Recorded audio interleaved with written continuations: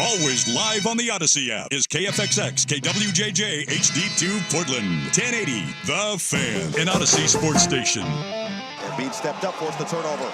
James in transition, bounce it. Holiday. Oh! Holiday gets upstairs. This is Dirt and Sprague. This could do it.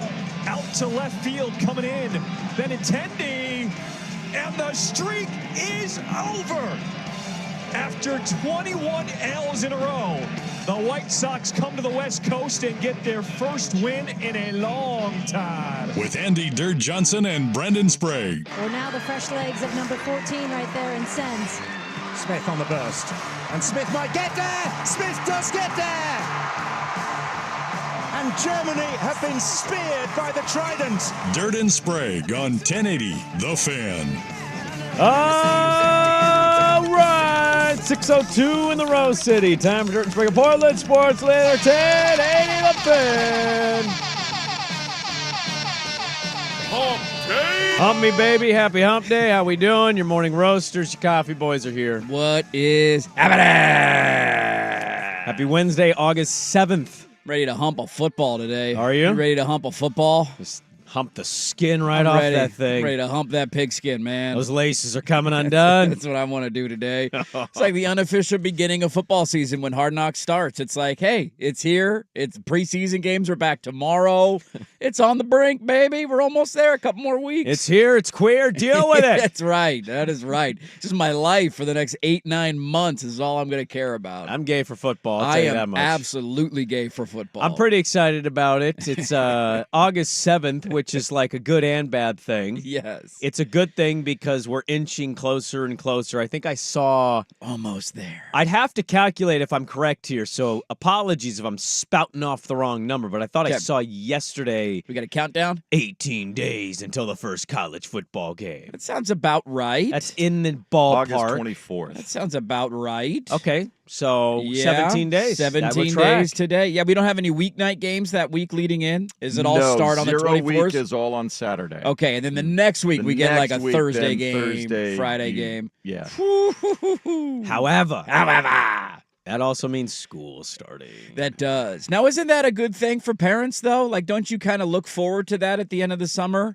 It's been You long, look chaotic. forward to them going back to school. You do not look forward to the start because it is a mad scramble. A lot of And refreshing of the brain. Gotta Like, get I don't everything remember how ready to to do this. Well, and then generally there's a couple of things that come up last minute from the school. Oh, we're changing this. You need that. You need to get one of these. Those sorts of things, even though they've had all summer, but then everybody gets back together, or there's a new principal or something at the school, and they have some new we got one. newfangled, new wave way, and they New want policies. harmony and kumbaya and all that stuff. Don't they always want harmony and kumbaya? I mean, They you got to have do. that in schools, right? You got to That's- be kumbaya in schools. It's not a new Exactly. thing. Yeah, it should be a policy. So glad I don't have to deal with that anymore. Yeah, I feel like when Teddy Ball Game's of age, I'm going to look I mean, I get the last 3 weeks probably chaotic, and you got a lot of shopping, and you got to get your supplies. It's really just and your the school last clothes. You're The supply thing is overrated now. Is it? it is. Remember when we went, it was like 2 of this. You got to have 2 notebooks, and 4 2 of these. folders, Yeah. and pens, Well, you and got your pencils. list. Not so much anymore. and your list Yeah, was not so much. ironclad. The list is fluid now these days. You just kind of get a couple of things that you can write with and a piece of paper, and that's all you need. Was it fluid when your kid was in school? Because you're talking like you got a 5-year-old over there. Like Yeah, you you're dealt with out of this I'm school talking about days. when I was in school. You're out Man, now. you got your list, and it was You got your needed a horse in three-ring- order, your buggy's three-ring ready to go binder. at 7 a.m. so you get to school on time. And You go right to hell. Oh, the Sprague household is going to be empty again in a couple of weeks, man. I'm actually Tuesdays alone for Brandon Sprague again. I'm not actually excited about Not it. excited this year? No, well, one, it means You guys- basketball season's almost here, so now I have already anxiety about being a coach. That's Yeah. right. I got the WCC conference schedule I yesterday. did too. My wife's already planning games to go to. Is Hey, she? go. Yeah. December 30th, you're usually off. They're in Portland. Let's go. Hello, Let's go. conference game. Oh, that one's in Corvallis. December 30th is in Portland. Oh, that's Yeah, I know the schedule. You don't call the women's games. Wow. The women's games. Yeah. Yes. Well, nobody goes to the men's. Lady pilots go to the tournament. They Sorry. do. They are a tournament They do. team. What tournament game did you call last year? Yeah. Was it the men? 2 years in a row. Oh. Back-to-back years, tournament team, man. No, but like that, and then also the weather. I understand heat is tough. I get it, but like we don't get a lot of sunshine. We don't, man. It's going to be gone in about 2 months. So I get a little sad about that. Here's what I will say. I see the larger argument that you're making, and I grant you that you are correct. Sunshine is a good thing. I want more sunshine in my life. I love our Septembers and Octobers. No, they're beautiful. Now, They are. once you get through End of October a little yeah. shaky. By the time you're around Halloween, then it sucks and it's Yep. raining and it's kind of over at that point. But like you give me like a 57-degree day Sure. on October 8th. I'm in. The leaves are slightly turning. Yep. There's a little bit of nip in the air in the morning. You walk outside, it's crisp, but you're not boiling. It's a great day for golf, great day for watching football. All about it. Yeah. But then by the time you get to November, then you're truly depressed. I told my counterparts on the gambling show, because they're in Boston and New York, Yes. and I told them Oregon summer is July to mid-October. Yes. That's our summer. That sounds Yes. about right. I would June is a argue- fall summer month here. June's It's both. It's good and it's Yeah. bad. It's a hit and miss. It's a hit and miss. You never know what you're going to get in June. I told some people who moved up from California, they're like, what should we expect in the summer? I said, don't believe June. She's a liar. She is a liar. She's going to She's a tease tease. you. She's going to cheat on you. And I think this June, it actually happened exactly how I said it would. I said, you're going to have about 2 or 3 days of really nice weather, and you're going to oh my God, summer's here. This Patio is amazing. furniture. And then it's going to be a torrential downpour. And I think Yeah. that's exactly how it played out. Every single June is that way. Yep. And that's why I remember when I was going through the process of getting married, everybody's like, be careful with an outdoor wedding in June, just because you never know. It's never a You guarantee. better have a contingency plan or Oh, a yeah. giant You tent. feel like you're going to One get of the two. sunshine, but it's not a guarantee, especially early in the month. So later in the month, closer to 4th of July, you're pretty safe by the end of June, but those like first 2 weeks, 17-ish days. Well, the it's joke was not a guarantee. always summer started July 5th. Yeah. Yeah, that's fair. Yeah. That's pretty accurate, I would say. So that's where I'm with you on the whole weather turning thing, but I at least enjoy the first 2 months of football season weather-wise. Oh, September's until the we best get to month in Portland. September's perfect. I got It no is. issues with September. Early October's pretty nice, too. Yep. Super underrated early October. Really nice, because it's that crispness you're talking Like about. if we're you know? power ranking weather months in the state of Oregon, I feel like Ooh. you got to go July. I feel like July because it's just like that first nice month that you're guaranteed basically sunshine all Every months. day Now you're going to get a little bit of heat, but I'm okay with a little bit of heat. Yeah. I think I go July number 1. Mhm. I think I go September number 2. So would I. And then I think I might go October 3rd, August 4th. See, I go August 3rd just because August is, I would say, at a 98% clip rate. Always nice. So far, we're having a really solid August. Whereas October, by like the 22nd on, it's dicey. To roll the dice. It's a bit of the dice. You might get a rainstorm. You might get some hail. Could be funky. You never know. I felt like a jackass yesterday. I really did. What'd you do now? Well, I felt evil. I don't like to feel evil often, but I felt evil. I was actually upset to find out the White Sox won. I was too. Frank Thomas was literally laying on the couch just like, I'm glad we won. I was tired of being the laughingstock. And I'm like, well, this was a bummer. You're Look, if still you're the going laughing to stock be- of baseball, Frank. If you're going to be that inept, just run it all the way out. On the to record. Yes. Yeah. I mean, you get to Yeah. 21 straight losses. You might I as well more throw blame them. the A's. Yes. I more blame the A's. I blame the Because A's as I well. understand in the locker room, like, it's like you are desperate just to get a win. You know the White Sox were favored in that game? How is that possible? Everybody bet them. How is that? Everybody's trying to capitalize on the snap losing At some streak. point, they Yeah. got to win one. You're just going. That's all it was. Yeah, there's. I saw the Frank Thomas clip yesterday too. And he said, I was tired of being the laughing stock of baseball, or it's not fun being the laughing stock of baseball. I mean, he did say we are an embarrassment, but he said, Dude, I was tired of being the laughing stock every you're day. 60 games below 500, man. And what do you think's on the horizon? You still got another like 50 games to go. You don't think you got another 18-game losing streak in you? Because you definitely do. Well, they've had like 14 and a 21, Yes. and now an 18 I think is in there. Now we rebuild. We start today. We see how far we can get on the next losing streak for the the Chi Sox. Speaking of the A's, I want to come clean on something. I could have very well had a moment yesterday that a couple of the broadcasters in our business did. And, you guys didn't correct me, so I think you were kind of thinking the same thing. I spent half the day thinking this until I saw a tweet of Mad Dog making this mistake on his show. Yeah. And I thought, wait a minute. Oh, different guy. Yeah, so the announcement of Billy Beane passing away, boy, I thought that was the A's Billy Beane. I didn't know there was another Billy Beane, no disrespect. No disrespect. I had no clue. And then I texted you guys, like, this is devastating. Started noodling on segments of, like, dead Billy Beane and, like, what he meant to baseball. Not that this one didn't mean anything. No. Sounds like he had a good career. It was very important in Major League Baseball for a long time. Second overall pick. Yes, Hey. had a good career. But I also confused Billy Beane yesterday. So a little bit of a weird A's day where I was mad at the A's for losing and also thought their Billy Beane was dead. You got to feel horrible for this family. I do. Because everybody spent half the day thinking of the other. When you think of Billy Beane in baseball, we all think of the same Billy Beane in baseball. Yeah. And this, again, no offense to this guy, but we all like Brad Pitt played Billy Beane in a movie. Yeah. How many GMs has Brad Pitt played in a movie? That's one of the best sports movies of the last 20 years. It was a great movie, even though it's completely misleading. You're doing the segment I was going to do. Where's it rank as a sports movie? The impact as a general manager. And you asked the question. We were texting back and forth about this. You asked how many more impactful GMs have there been? And I spent like 45 minutes looking through impactful GMs and where does this guy rank? And I know he doesn't have a ring, but he's winning. He's won with the A's. He changed the game. How hard is that to do in Moneyball? And again, it's all the pitching staff and not much Scott Hatteberg that gets overlooked from time to time. But I spent 2 hours of my day completely bummed that Billy Beane and Brad Pitt passed away and thinking about Major League Baseball general managers that were more impactful than Billy Beane.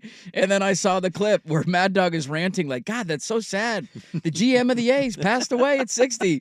And then it dawned on him that this Billy Beane spells his, or no, one of them has an E. Doesn't have an E. And the other one has an E. And the one that's alive has an E. Has an E, The one that passed doesn't. And so I didn't notice that little part, but I saw MLB's tweet. Yes. And so I passed it along. I'm glad that we were not live on the air for that because if that would have broke during the show yesterday, we would have done probably 3 segments on Billy Beane passing away. Well, the text police, I think, would have stopped us as that, guys, it's actually the wrong Billy Beane, and we would have been what? There's another Billy Beane. They would have fallen for it too. Yeah, they would have fallen for it. I like that Billy Beane of the A's passed away, and you also had Brad Pitt dying. R.I.P. Brad, man. That's his most famous role to you? It's a tough day, man. It was a tough day yesterday for 2 hours, and then to find out they're still alive. Yeah. R.I.P. Billy Beane with an E, man. R.I.P. No, without an E. Without an E. Without an E. Yeah. 60 years, too young. The one with an E is still with us. Still with us.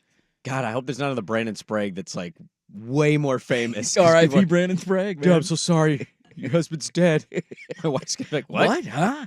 Is he in the garage dead? There's a Brandon Sprague trending on Twitter. What happened? Well, we got a lot to get to today, my man. We do. It is an NFL zigger-zag Wednesday. Let's go. I will zig and zag. Got a couple audio segments, a couple little blurbs that I want to get your reaction to. So we're zigging and zagging at 6:45. We'll talk about Hard Knocks in the first hour of the radio program. That debuted last night, Caleb Williams and company. Great to have Liev Schreiber back in our lives, isn't it? You know, we kind of chastise broadcasters for doing something that I think Liev Schreiber does as well. And I want to talk about that with you. Dirty tease. We're going to talk about a team out west coming up at 7 a.m. Something I had no idea existed. Yeah. You have. If I just told you, Swag, there's a funny element of this show that I will never publicly reveal. If I just said that team out west, would you have any clue what I'm talking about? No. At all? No. Yeah. Okay. I had a full body boner for 2 weeks. Yeah.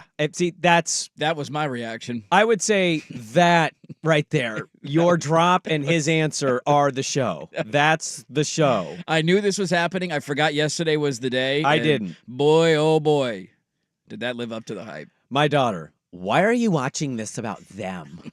Ooh, anti-duck, huh? The funny thing is, you could come to my house, you'd never see much Beaver gear. There's not like a lot one of thing, maybe. Yeah, not a lot of orange I and don't blackout. talk a lot about Oregon State, but my kids know we both went to Oregon State, Sure. and so there's this. And then one of my best friends is a Duck. There's this known rivalry. So you like the Beavs, you don't like the Ducks. That's the way it works. Yeah, and I'm like, I work in sports radio. Dad. Can't wait for Teddy to do that one day. I'm watching a Beaver game. Why are we watching the Beavers? It's like, well, I got to talk about them on Monday. It's going to be a Big 12 Beavers by the time Teddy's watching. Hey. So we'll get to that. Also, an observation from Oregon State camp that I want to talk about. So we'll get to that. Josh Peterson, who was on the show about 2 weeks ago, is going to be back on the show. Maybe the most recurring guest we've had this summer. He was in town. We had him on because we pissed off Nebraska fan. We're By a having him on galaxy again. mile, yeah. This is the summer of Peterson. Nebraska's number 23, so we'll do our Dirty Pull stop at Statter Story Wednesday as well. It's a loaded show. Let's get it going. The unnecessary freakout. Let's start there. Dirt and Sprague on the Fan.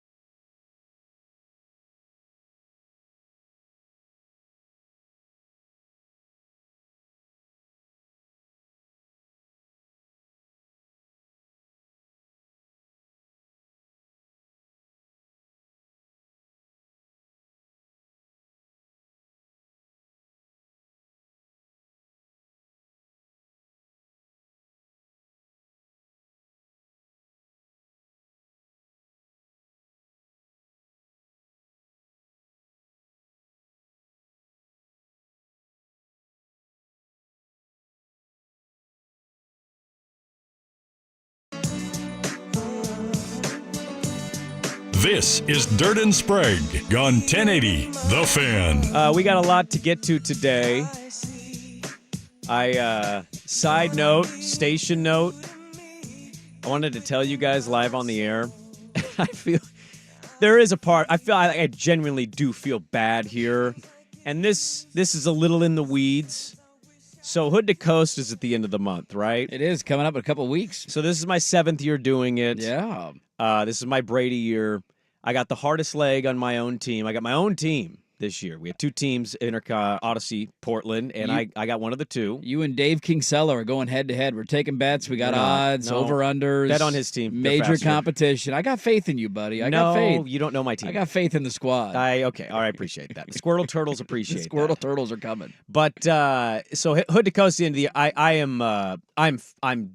I'm nervous as all hell. My knee is flaring up a little bit. Uh-oh. The Achilles is acting up. Uh-oh. And I assembled a team that all looked at me and said, I'm not running the hardest leg in my van, and now I'm doing it. So yay. But we got start times for Hood to Coast, and it's always a crapshoot. When are you going to start, right? I get a text from Dave Kingsella, who's got his own other team. And he goes, WTF, man. Did you get your start time? And I went, yeah, 5:55 a.m. It's bright and early. Bright and early, but you're used to it. He goes, we got 3:55. Oh, God. He's going to start running at 3:55 a.m. from Timberline Lodge. So what's the departure time from Portland to get there at 3:55? He told me they're going to leave his house at 2:20 at a.m. 2:20 because you want to get there, you want to be set. You want want 20 like, minutes or so. You're not just jumping out of the van and running 6 miles. Where you does got it to leave warm from up. Timberline? In the parking lot. Yeah. It literally starts from the Timberline parking lot. You run down the mountain, and the first leg ends at that Chevron station. Oh, that's your first leg. That's your first leg, yeah. Okay. And so it's so awful and funny at the same time. 3:55. He basically is not going to be able to sleep going into one of the hardest relay races in the world. I mean, you have to try and take like a super long nap the day before or not sleep the night before that and then sleep maybe in the afternoon or something. I don't know how you pull that off. And then Luke tells me he doesn't sleep at all ever. No, he waits till after his third leg to fall asleep, he was saying yesterday. And it's look, insanity. You figure out, as you do this more and more, you figure out how it works for you. And this works for him. It is psychotic to get 0 sleep. Horrible. My dad used to do the Hood to Coast every year, and I remember as a kid, I dreaded the week because they would always make a pit stop at our house and nap in our basement, whoever wasn't running. You're a good hub. And it's not a bad hub. Yeah. And so, but it was always like a middle of an afternoon on a nice August day. And I'm like, can I do, and my mom would like, you can't go out and play. You can't make any noise. There's like 8 guys in the basement sleeping. Can't make any noise outside. I'm like, what do I got to do? Just sit in here and read a book all day? It's like August 30th. What are we doing? Oh, Let me play. 3:55. I'm going to laugh so hard driving up to the mountain that day, even though I'm going at 5:55. You're like, man, he ran 2 hours ago. He's already done. He's halfway to the coast by now. We will, I'll keep you updated on some of that stuff. Let's get to this. The unnecessary freak out happened yesterday. Did you guys see everybody lose their effing minds? We're losing our minds over. Oh, Bo Nix is third on the depth chart. What does it mean? It means nothing. It means The nothing. first depth chart of fall camp. It honestly means He's nothing. a rookie. Yeah. Gotta earn it. Yeah, this is. He's not behind Zach Wilson. I would bet a mortgage payment he is not behind Zach Wilson. No. If Jared Stidham starts the season, okay. But if he goes down in game 1, do you think they're bringing in Zach I love MILFs Wilson? That's your answer at quarterback? No. They're bringing in Bo I love Jesus Nix is who they're going to bring in. Their first game is on Sunday, their first preseason game. It's on at 10 a.m. on Sunday. It's one of the games that's actually on the NFL Network. I'm excited. That one and then the Cowboys and Rams later that day. There's a doubleheader on Sunday. And so I don't think I have anything going on this Sunday. I'll probably be hanging around watching that game. I think a lot of this stuff is just the hierarchy of how training camp goes. And I love the initial reaction to a depth chart, as if Bo Nix is not going to start the majority of the season for the Denver Broncos this year. The Denver Broncos are going to suck. They're not going to be good. Yeah, they're not very good. They drafted a quarterback with a top, where did Bo go? 12 overall, 11 overall? What was he picked? 13? I can't remember. Somewhere in that range. I want to say 11. 11 sounds 11 right in sounds my right, head. yeah. He's an 11th overall I think pick. Penix was 8, right? So it went Penix, couple picks, and then Nix. You think you're going to sit him the entire year as you're 5 games below 500 so Jared Stidham can get a couple of extra starts? It's not not happening. Rookie quarterbacks play in the NFL unless there's an established starter and you get a random situation where a team trades up and grabs a guy. He will start the majority of their season, and being third string the first week of training camp means Brissett nothing. was listed as the number 1 quarterback for the Patriots. Does anybody? No. What do you? I did see Brandon Cristal, who I believe went to Oregon State. He hosts a radio show in Denver. Mm-hmm. He said that he said this is an unnecessary reaction from a lot of people, that Stidham was always going to be listed number 1 on the depth chart. But he did add this, and I thought this was funny from college arguments. He said, I hope Nix eventually throws the ball further than 30 yards in a practice. When he does that, then he can get the starting A job. lot of dinking and dunking for old Bo right now, I guess. Then he can get the starting job. Until then, you're third string. There's a reason he's got the highest completion percentage. I mean, in damn college right. football. Completions Screen and- pass, Bucky Irving. Completions and first downs, man. That's all that matters. Move the Hey, sticks. I always loved those arguments at the end of the season with the Heisman conversation. it 4 yards every He's investing in T-bills. No Hey. penny stocks for him. No. We'll see. I saw yesterday listed as third. There was like, oh my, what does this mean? It's the first depth chart. It doesn't really mean anything. Yeah, you don't have. I think Caleb Williams is probably the only rookie that's guaranteed to start his first preseason game. Is anybody else guaranteed? Jaden Daniels. Jaden Daniels, the number touche. one on their He's the depth number 1 chart. guy. So you But- got but 2 of them. Those are also, they're slightly different circumstances. 1 and 2 Like, overall picks are different than 11 or 13. Yeah. But and- Sam Darnold yeah. is the front runner to start in Minnesota. He's actually having a decent for camp. maybe most of the year. For We're maybe not most of sure the we'll year. see McCarthy much. Because Sammy D's ready to win. He's ready to go to the playoffs this year in the You NFC. and Colin No- Cowherd on an island of Sam Darnold belief. I'm not dying on that hill yet. Unbelievable. But all these other guys are eventually going to play. And I have completely flipped on this. We used to argue about this 10 years ago, about how I was all about sitting guys and don't throw them into the fire. Your team sucks. You're just going to lose confidence. Mm-hmm. And I have completely done a 180 on that take. You need to know what you have. You got 2.5 years to figure out if you've drafted an NFL quarterback and if you have a franchise quarterback. And waiting around for a bad team because you don't feel like throwing him in when Jared Stidham and Zach Wilson are your other options, just speaking of Denver specifically, it makes absolutely no sense. And so I hope he ends up getting the majority of the time. I have no clue if Bo Nix is going to be good in the NFL, but the Denver Broncos better figure it out sooner than later, because you got to realize if you need to pivot immediately at that position, which you might have to do in 2 or 3 drafts. And so he will end up playing a significant amount of their season this year. I could make a real argument. I could. This is a bigger year for Sean Payton than it is Bo Nix. I would argue that as well. I mean, I think Payton and Tomlin's in zigger-zag today, so we'll get to that. But I think those are 2. I'm not counting McCarthy. We all know what that's a lame duck year. Yeah. They didn't make a lot of upgrades. They're not signing their guys. There's no juice. Jerry only cares about being talked about. He didn't care about winning. It's the Cowboys. Don't take them seriously. Yeah, exactly. Sorry, Cowboy fan. Let's read the room here a little bit, Truth right? is truth. I think Tomlin and Payton are 2 coaches to keep eyes on, of like, is reputation preceding what they are? And so, like, I know Nix is on the older side of rookie quarterback stuff for sure. That was part of the Penix freak out with Cousins signing in Atlanta. Mm-hmm. And I don't know what his season will be or his career. I'm not particularly high that he's a franchise guy, but I think, again, he's a sticking guy in the NFL for like a decade. I still think it's a bigger year for his head coach than it is him. He was pegged as the savior of Russell Wilson last year. That did not go well. They flirted when he was in New Orleans. Remember, They Russ got to that trade request randomly in Seattle, Yeah.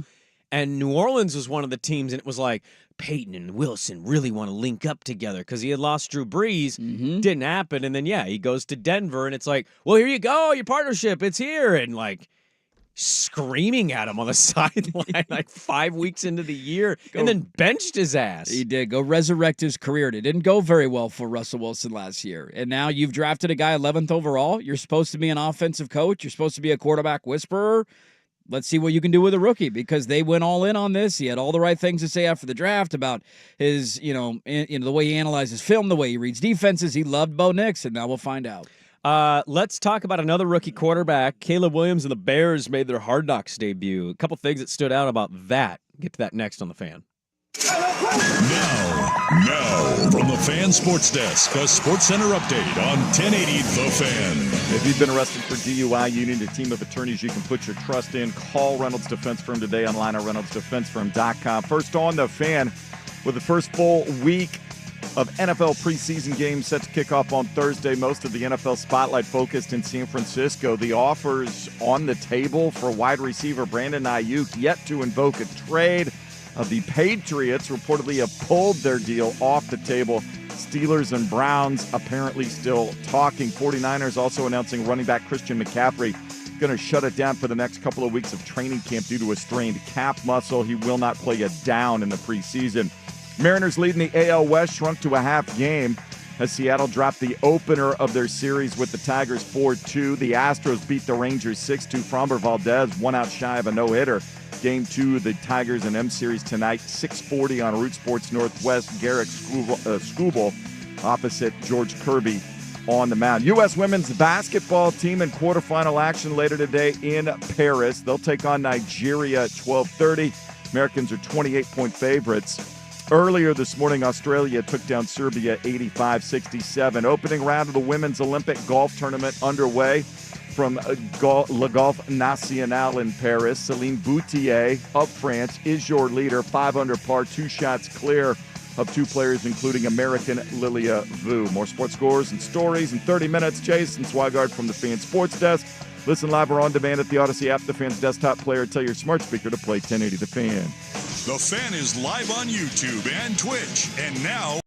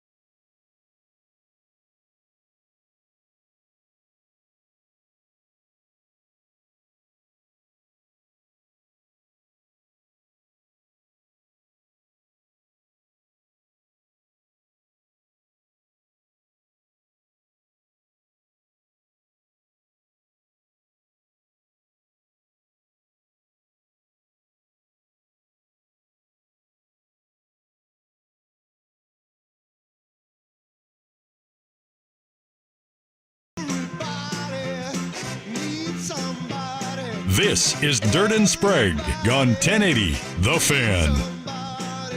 All right, welcome back in. NFL zigger-zag coming up. That team out west coming up. And a pop-in from a Beeves. We got a pop-in, a beef pop-in today? Beef pop-in today. Love a good beef pop-in. Damn right we do.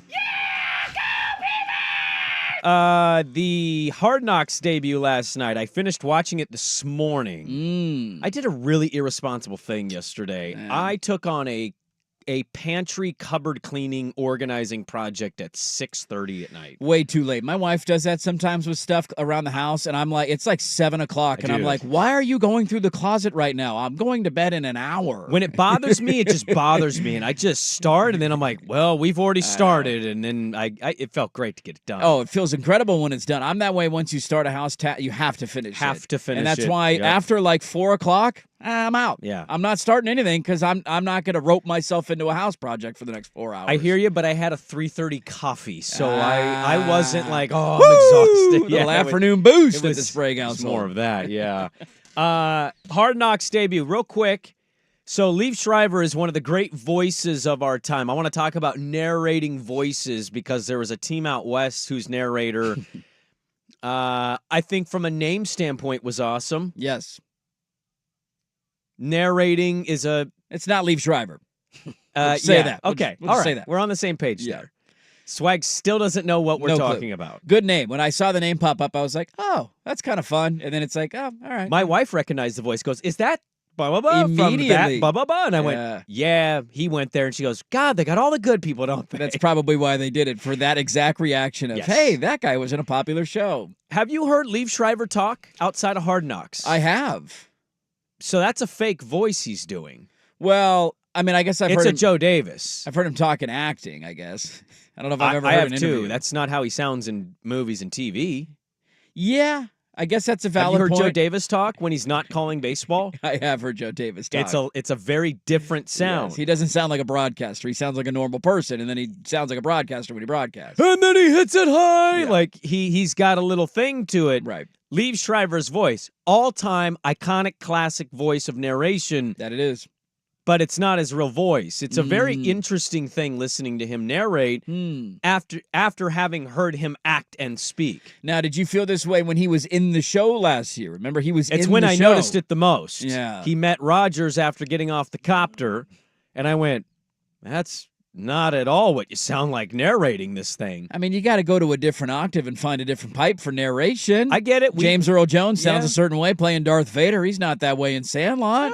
Come on. I mean, there's acting 101. Mufasa, Darth Vader, blind guy from Sandlot, kind of all the same thing to me. All the same role. What Everybody's voice changes a little bit when you do something. It just, yesterday, it's like, God, this is such a good narration. Then I remember the copter scene. I went, it's not him at all. Sounds a little bit different. An amazing narration job nonetheless. Did what stood out the most for you, episode 1? We're not going to do this every week. No. Because we tend to kind of fall off on this show, but Caleb Williams, the Bears are interesting suddenly. Very interesting. There were a couple things for me that really popped. Yeah, I thought, first off, it's just great to have it back. And I also made the mistake of forgetting that it was on, and then it was like 8:30, and I'm like, oh, God, I got to watch this because we're going to talk about it on the show tomorrow, so I need to watch Hard Knocks. And so we didn't end up start watching it until like 8:40 or 8:35, and I'm like, oh, God, looking at my watch, it's going to be a late night. But I got all the way through it last night. I think the thing that happens every year in Hard Knocks that I love, and I have fallen into this trap from time to time, this year might be the worst case. Well, that's aggressive. Last year was pretty bad as well. Mm-hmm. But the Hard Knocks bump that happens from people from watching the show for the team, it's every year, dude. Like death, taxes, and the Hard Knocks bump are the things that you can count on. And people getting jacked about this team's going to be legit because I saw them on Hard Knocks and they look so good. Now, last year was the Jets, and so they obviously had a major bump. And then, 4 seconds into their season after an American flag was carried out, their year was over. So these things don't always go to come to plan. But I was thinking that yesterday watching some of the hey, Caleb's having his ups and downs, and then he hits a nice touchdown pass to Rome, or Keenan Allen is unguardable, or they locked up DJ Moore, or the glow up from Eberflus talking about how he got his beard and his haircut. Boy, his family helped him out immensely. His Zaddy radar, it's already at 10. They've written stories about it, but basically he just didn't shave, and his wife was like, you look hot. I like that, Pierre. And he was like, oh. And then she started sending him pictures of Ryan Reynolds. Cut his hair like this. That's what it should look like. Started dressing really nice. Oh, my God. You know what? I think I believe in Eberflus now. I mean, the glow up for him and for the Bears is going to be remarkable. And I already saw one national pundit pick the Bears to win the Super Bowl yesterday. And it's like, here we go, man. Funny you mentioned that. I caught wind of a clip about that pundit. And he quite literally on his show said, I know it's going to happen. everybody's going to get hyped. The bump's real. He said is. everything you just said. And he It goes, is. let me get out first today and say it. Before They're the going episode. to the Super Bowl. That's smart on his part. And I was like, that's a genius move by you, Nick Wright. Very genius move by you to pick the Bears. The Bears are not going to the Super Bowl. No rookie quarterback goes to the Super Bowl. But I am fascinated to see the ups and the downs of Caleb. His he sang in front of his team. You know, every rookie does their signing bonus, and then they do like a performance. He completely bombed. He was terrible, He yeah. got like 3 words into a John Legend song and then forgot the words in the moment, and they just booed him off and Threw stuff at him. it was funny. They were doing it in a joking manner. Yeah. But man, it's just in my life, I'm not exaggerating here. I'm 37. I'm going to be 38 in December. In my life, the Bears have largely never been interesting or really relevant. No. The 85 Bears were a year before I was conceived. So, sorry I missed that window. You had a Cutler year there, but nobody really thought they were going to win the Super Bowl. No, Yeah, the the Rex 85 Grossman year. Bears were Rex Grossman a year. flat-out phenomenon. Exactly. It was unbelievable. The Super Bowl shuffle. I missed the shuffle, but I didn't think they were beating the Colts in the 1 year they made it, and I didn't think they were beating Green Bay in the 1 year they got to the conference title game. No. Largely, the Bears have never been interesting. And Hard Knocks helps, certainly.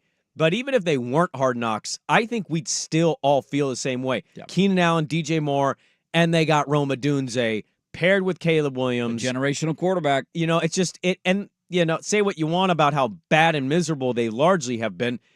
You noted this the other day. They're a blue blood of that league, and so there's a little juice if the Bears are actually going to be something offensively. Soldier Field. Because all they've been in my life is just, hey, they play defense and their offense is very mid. Just very, very mid.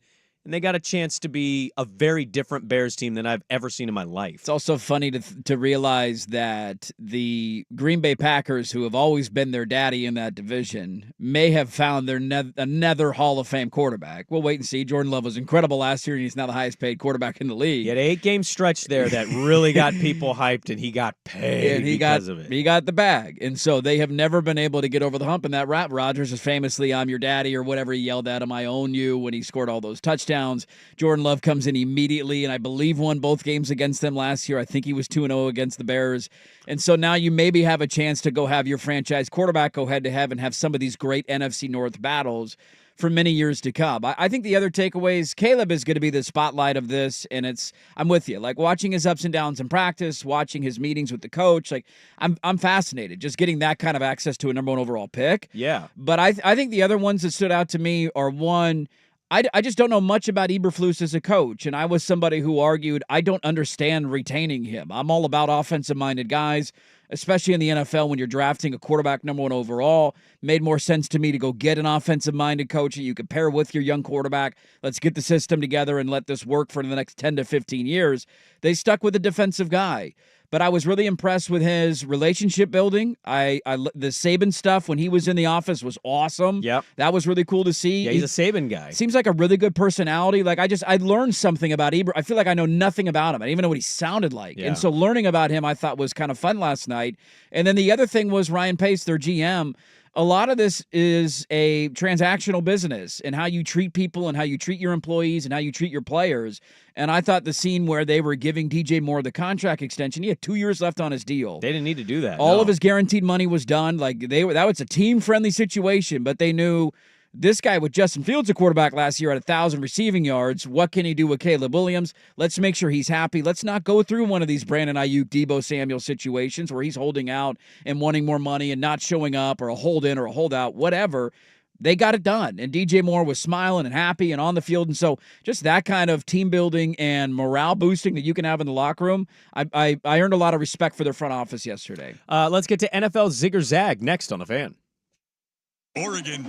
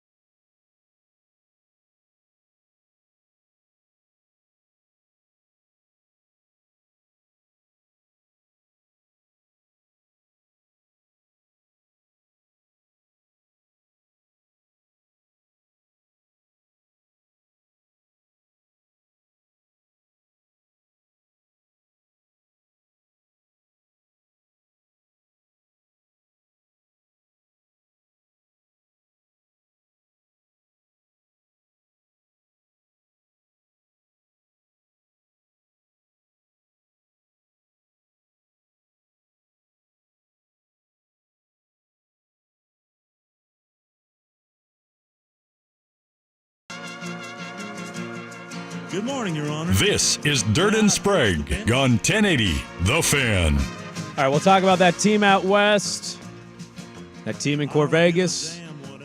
Josh Peterson will join us, loaded second hour of the program. It is Wednesday, 6:45. Let's get to NFL zigger-zag. We cannot wait. We got a lot of zigging and zagging to do. I'm ready to zig. I'm ready to zag. Okay, let's start in Pittsburgh, PA. The Steelers are the topic of conversation. They may or may not be in the Brandon Ayuk business right now. We'll have to wait and see on that one. But they've also been one of the bigger talking points in training camp with their quarterback situation. Yes, they have. NFL Live on Monday played a montage of all the time Tomlin's already been asked about Russ versus Fields. It was hilarious. I couldn't find it online. He seems so annoyed. He seems annoyed by it already. Exciting preseason to watch for them. That quarterback battle's fun. This one kind of blew my mind. And I feel like I knew it, but I was reacquainted to it. Dirt, the Steelers haven't won a playoff game since you and I got hammered in Caesars in 2016. Yeah, I mean... No, they haven't won a playoff game I know. Since 2016. If you would have told me that, I don't know if I would have believed you. But if you, pull up their seasons, there's been a number of playoff years there. I mean, I even forgot they were in the playoffs last year. 2 months ago, I forgot they made the playoffs last year. There's been 3. They've had a lot of years of not making it, but they've been 500 or better. Yeah. Zigger-zag, Mike Tomlin is still a top 8 coach. Oh, God. You know what? I'm going to zig on that. Playoff wins are obviously the creme de la creme. That's what matters the most in this league. Yes, for that organization especially. Sure. He has been a head coach for 16 years. What are we going on? Since 2017 or 2007, excuse me. Long time he's been a head coach in the NFL. 13 years. I'm horrible at math. Long time. Whatever. We know. He's never had a losing season. I don't care who their quarterback is. Does that matter for that franchise? It should. It should. Because we act as if the Steelers have this glorious... Dude, they were good in the 70s. What have the Steelers done since the 70s? Cordell Stewart. Yeah. Flash. How many rings did Cordell Stewart win? No. Exactly. They had one with Roethlisberger that they won with Cowher. Two. No. I think Cordell was on the 05 team, wasn't he? Was he still on the 05 team? You sure about that? Google that one. Okay. But we act as if they have 37 championships and they've won 3 every decade. They predominantly came in the 1970s and they got 2 since then. And so you go that long without being below 500, you're a good coach. Their quarterback play has been up and down. They have not cratered like some organizations have when their franchise quarterback has retired. When Roethlisberger was done, and the last couple of years with him weren't pretty. I'm going to zig on that, man. I can name you probably 5 or 6 coaches that I would definitely take over Mike Tomlin, but to give you 8 definitive names, no, I can't do that. He was not on that team. He missed it by 2 years. By 2 years. You know where he was? Baltimore. Oh, he went to a divisional rival. Yeah. Let's move on. We'll go to Seattle. The Seahawks signed center Connor Williams yesterday to a 1-year, $6 million deal. I saw that. Our good friend Brady Henderson said of the signing, my view of the Connor Williams signing, Seattle cycled through centers for most of the last decade and couldn't afford to be below average there again, especially with their offensive line question marks. Williams has a chance to be the best player they've had at that spot in a while. Some questions about how strong Seattle's O-line will be, questions on defense, new coach, Dirt zigger-zag. The Seahawks will finish last in the NFC West. I'm going to zag on that. And not because I'm super confident in what Seattle can do. I think there's an adjustment from Grubb going to college to the NFL. You have a first-time head coach that has to show that he knows how to do it, and I'm not sold completely on your quarterback situation. I think Geno's been a good story. But last year wasn't great at times, and he's dealt with some injuries. He's already been banged up in camp. I'm just going to zag on it predominantly because I don't have any faith in the Arizona Cardinals. Maybe they surprise me. Maybe this is the team that nobody sees coming in the NFC. Some people are high on them. I'm just not in that camp. I'm not a huge Kyler Murray guy. And so if I were taking a bet right now, I think the Niners and Rams are the clear-cut 1 and 2 in that division, especially if Stafford stays healthy in L.A. 2-team battle for the bottom. I would take the Cardinals, though, to finish at the bottom, so I'll zag on that. All right, let's stay out west. The Athletic ranks the 49ers skill guys number 1 in the National Football League. We'll see what happens with Ayuk. Zigger-zag, they will not get to a conference championship game again this year. Yeah, I'm going to zag on that as well. And it's not even necessarily about total faith in the 49ers, although they deserve it because they've shown it every year. And every year we predict their downfall, and this is the year it falls off. And every year they end up getting back to the spot they were in the year before, whether it's Jimmy Garoppolo or Brock Purdy. That just mainly has to do with how many teams in the NFC do you truly trust? I'll give you Detroit. They were there last year. Green Bay probably deserves that. Philly has gone through a bit of an overhaul. We'll see how they bounce back. They were embarrassing in the playoffs last year. The Cowboys can't win a playoff game. You doing it with Kirk Cousins and the Falcons? Does Stafford do it with the Rams? Like, there's just a lot of question marks in the NFC. There's a couple of known commodities, none bigger than the 49ers, and so I zig on that. I think they get back there this year. Let's go to Cincinnati. Joe Burrow had this talking to Kay Adams when she visited camp. Like it always does. This is what, if you get hurt during the season, you just start your off season a little faster, and this wasn't like my knee. I wasn't incapacitated for 6 to 8 weeks. I was able to get back working out pretty quickly, and so I think I really have a leg up on everybody this year. I had 10 to 12 extra weeks of off season, which I think has really paid off body-wise. And it was a tough time mentally, but those kind of things you go through.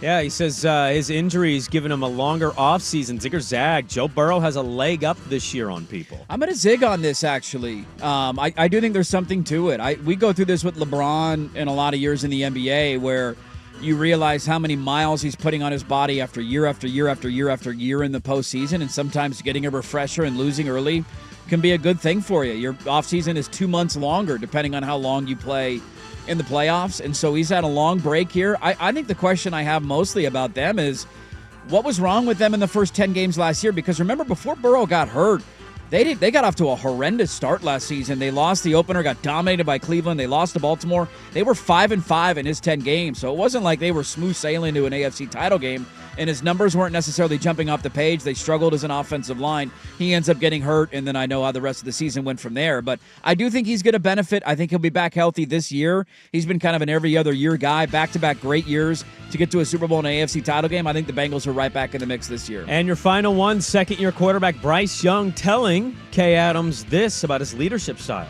For me, kind of my leadership style and something I definitely try to embody every day is, one, to lead by example and be consistent in doing the right thing. And then after that, make sure I'm whatever the team needs. I feel like as a leader, it's my job to, if that is to be more rah-rah one day, it's to do that and step up and do that. If it's to be more of the calm, if things are maybe too high paced and going too fast, and to calm things down, settle people down, then it's to do that. And I think as a leader, it's my job to assess what the team needs and then, kind of spring into action. The team announced he will not play in their first preseason game. We'll see if he plays at all in the preseason. Zig or zag? It's a mistake for him not to play in their first preseason game. Zig. 100% zig. Every rep that guy can get with his new coach, with the new offense, is a beneficial thing for him in the long run. And for them as an organization figuring out, is he your guy? That's incredibly unfair to him. That team sucks. He's not given a chance to succeed. But if they are the worst team in the NFL this year, what do you do next year in the draft? And so every rep you can get, every chance you get to put him in a game, you take it. I'm bummed as a fan, especially because I was excited to watch him tomorrow night. Not going to play in the game. Capitalize on all those preseason snaps, man. There we go. NFL Zigger-Zag every Wednesday at 6:45. A loaded second hour of the program. That team out west making a lot of noise. Hour number 2, Dirt and Sprague on the Fan. This is Rick Jones.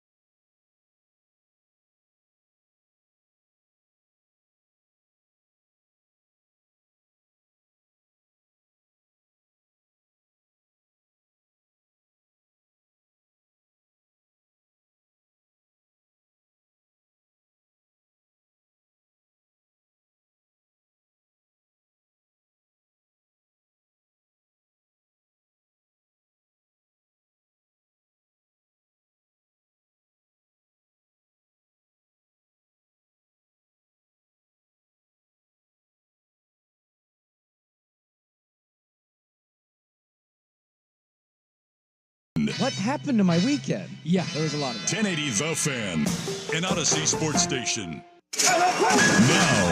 Now, from the Fan Sports Desk, a Sports Center update on 1080 The Fan. Brought to you by Vulcan Design and Construction. Check out their award-winning outdoor living designs or schedule your free design consultation at vulcandc.com. First on The Fan, the first full week of NFL preseason games kicks off tomorrow night, but the NFL spotlight focus clearly in San Francisco, where everybody wants to know where wide receiver Brandon Ayuk will end up. There are offers on the table to both Ayuk for a new contract and to the Niners for a trade, but the Patriots have pulled their deal off the table. Steelers and Browns apparently are still talking. 49ers also announcing running back Christian McCaffrey is going to miss the next couple of weeks of training camp with a strained calf muscle.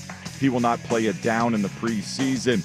U.S. women's Olympic basketball team in quarterfinal action later today in Paris. They will take on Nigeria 12:30. The Americans are 28-point favorites. Right now, Belgium leads Spain 76-63.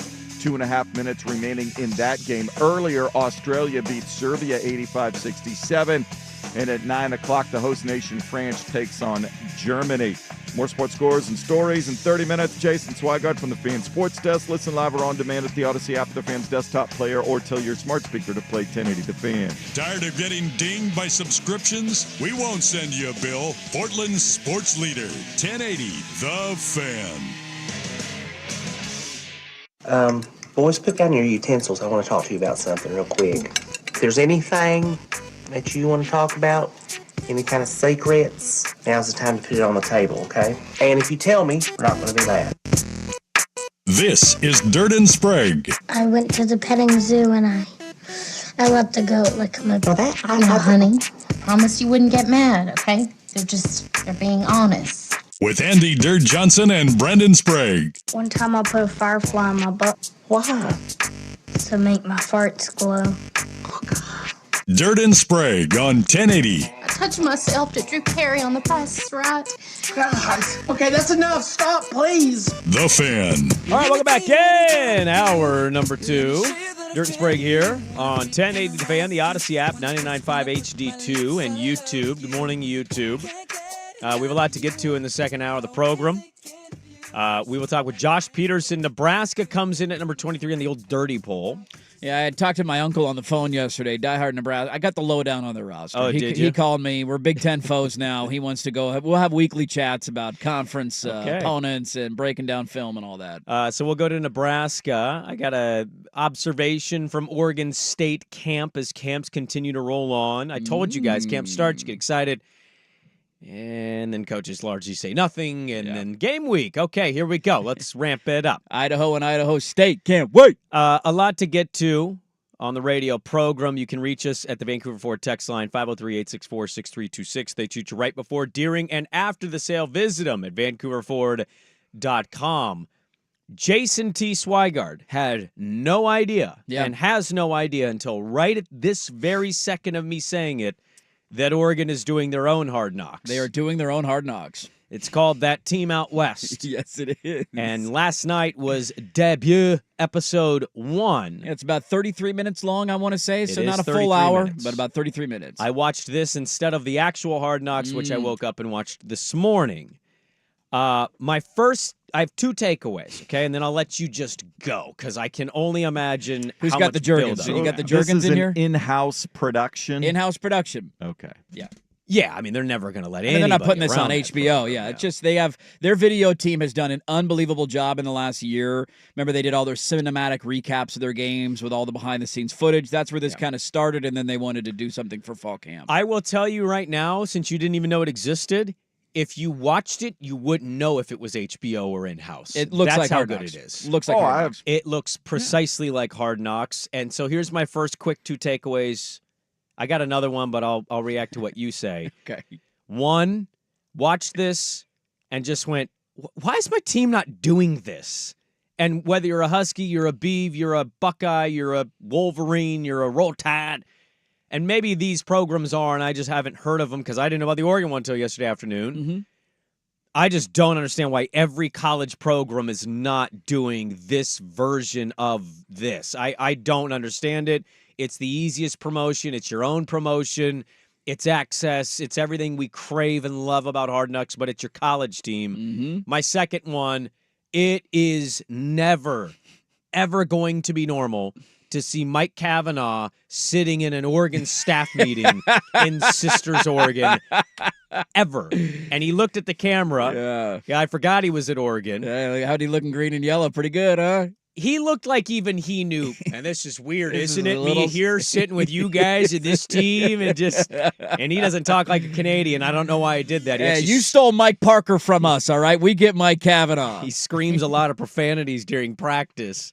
There was never a greater difference of human than watching Mike Riley talk to the players and Mike Cavanaugh. Oh, my God, they couldn't be different. One is a very nice guy. The other one's a sailor. But, yeah, so those are my first two observations. I got a couple little ones. What did you think? Episode 1, that team out west. I mean, you can go ahead and fire away any joke that you want. One, that team out west is a nickname that they gave themselves. You are right. Nobody calls them that. They're playing into it. LeBron gave himself his own nickname. That he did. You can go ahead and throw the Dan Lanning, they play for clicks, we play for wins, Hollywood grass, Colorado pregame. You can throw whatever you want at me.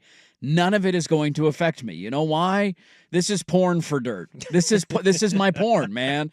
I live and breathe Oregon football. The season is almost here. I cannot even begin to describe to you how excited I am for it. And I hate to tell you this. You can make fun of my program. You can not like it. You think it's cheesy. You can think it's corny. Your opinion does not matter to me. For Oregon fan, this is this is perfection. This is the most anticipated Oregon season in a long time, probably since the Mariota back year in 2014, where you knew, all right, we got a chance with him to maybe win it all, to maybe win a Heisman, but the year before ended in a bit of a thud the way the season ended. Joey's final year and Mariota's year is what I would say probably in terms of the most hype like going ever into in the year. History. The 2010 year, they ended up in the national championship, but that year, Masoli was kicked off the team in the offseason. Yeah. Darren Thomas was a new starting quarterback. You're like, they're going to be good, but how good? That was a bit of an unknown. And so this is one of the most anticipated years, if not the most anticipated in the history of the program. And to have this kind of access and this kind of behind the scenes, I love it. And if I were not a fan of Oregon watching this, I would have the same exact reaction that you did. Mm-hmm. And that is, why does every university not want to have something like this out there that's going to generate attention, it's going to generate conversation, and it's going to be red meat for your fan base. It's going to get them more excited to buy tickets, to want to go to games. Not that was lacking in any way, shape, or form. Sure. But it just is giving you more juice. It's giving you a glimpse of the program that you don't ever get with college football, because this is everything in college football is under a dome of secrecy. There's big news yesterday about the SEC might mandate they have to report their injuries. No, they will. They're will. Going to. Thank Jesus. Why are we not doing that? We should. People are gambling on this.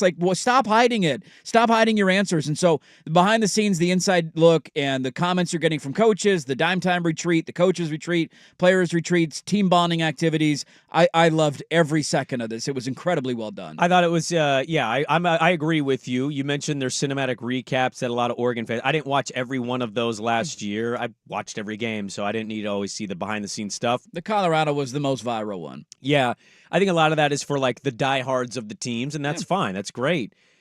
I really thought it was as good as the Hard Knocks, production-wise, the way it was shot. I kind of got I felt like I actually heard Will Stein talk. Got a glimpse of who he is, Taj Lapoy. I'm trying to eye what house they rented at Cannon Beach to see if I can ever rent that house, because, man, that was a sick-ass house. That was badass. I was wondering how many bedrooms were in that Sisters Oregon house that Lanning and the staff went to. But what strikes me is a couple things. One,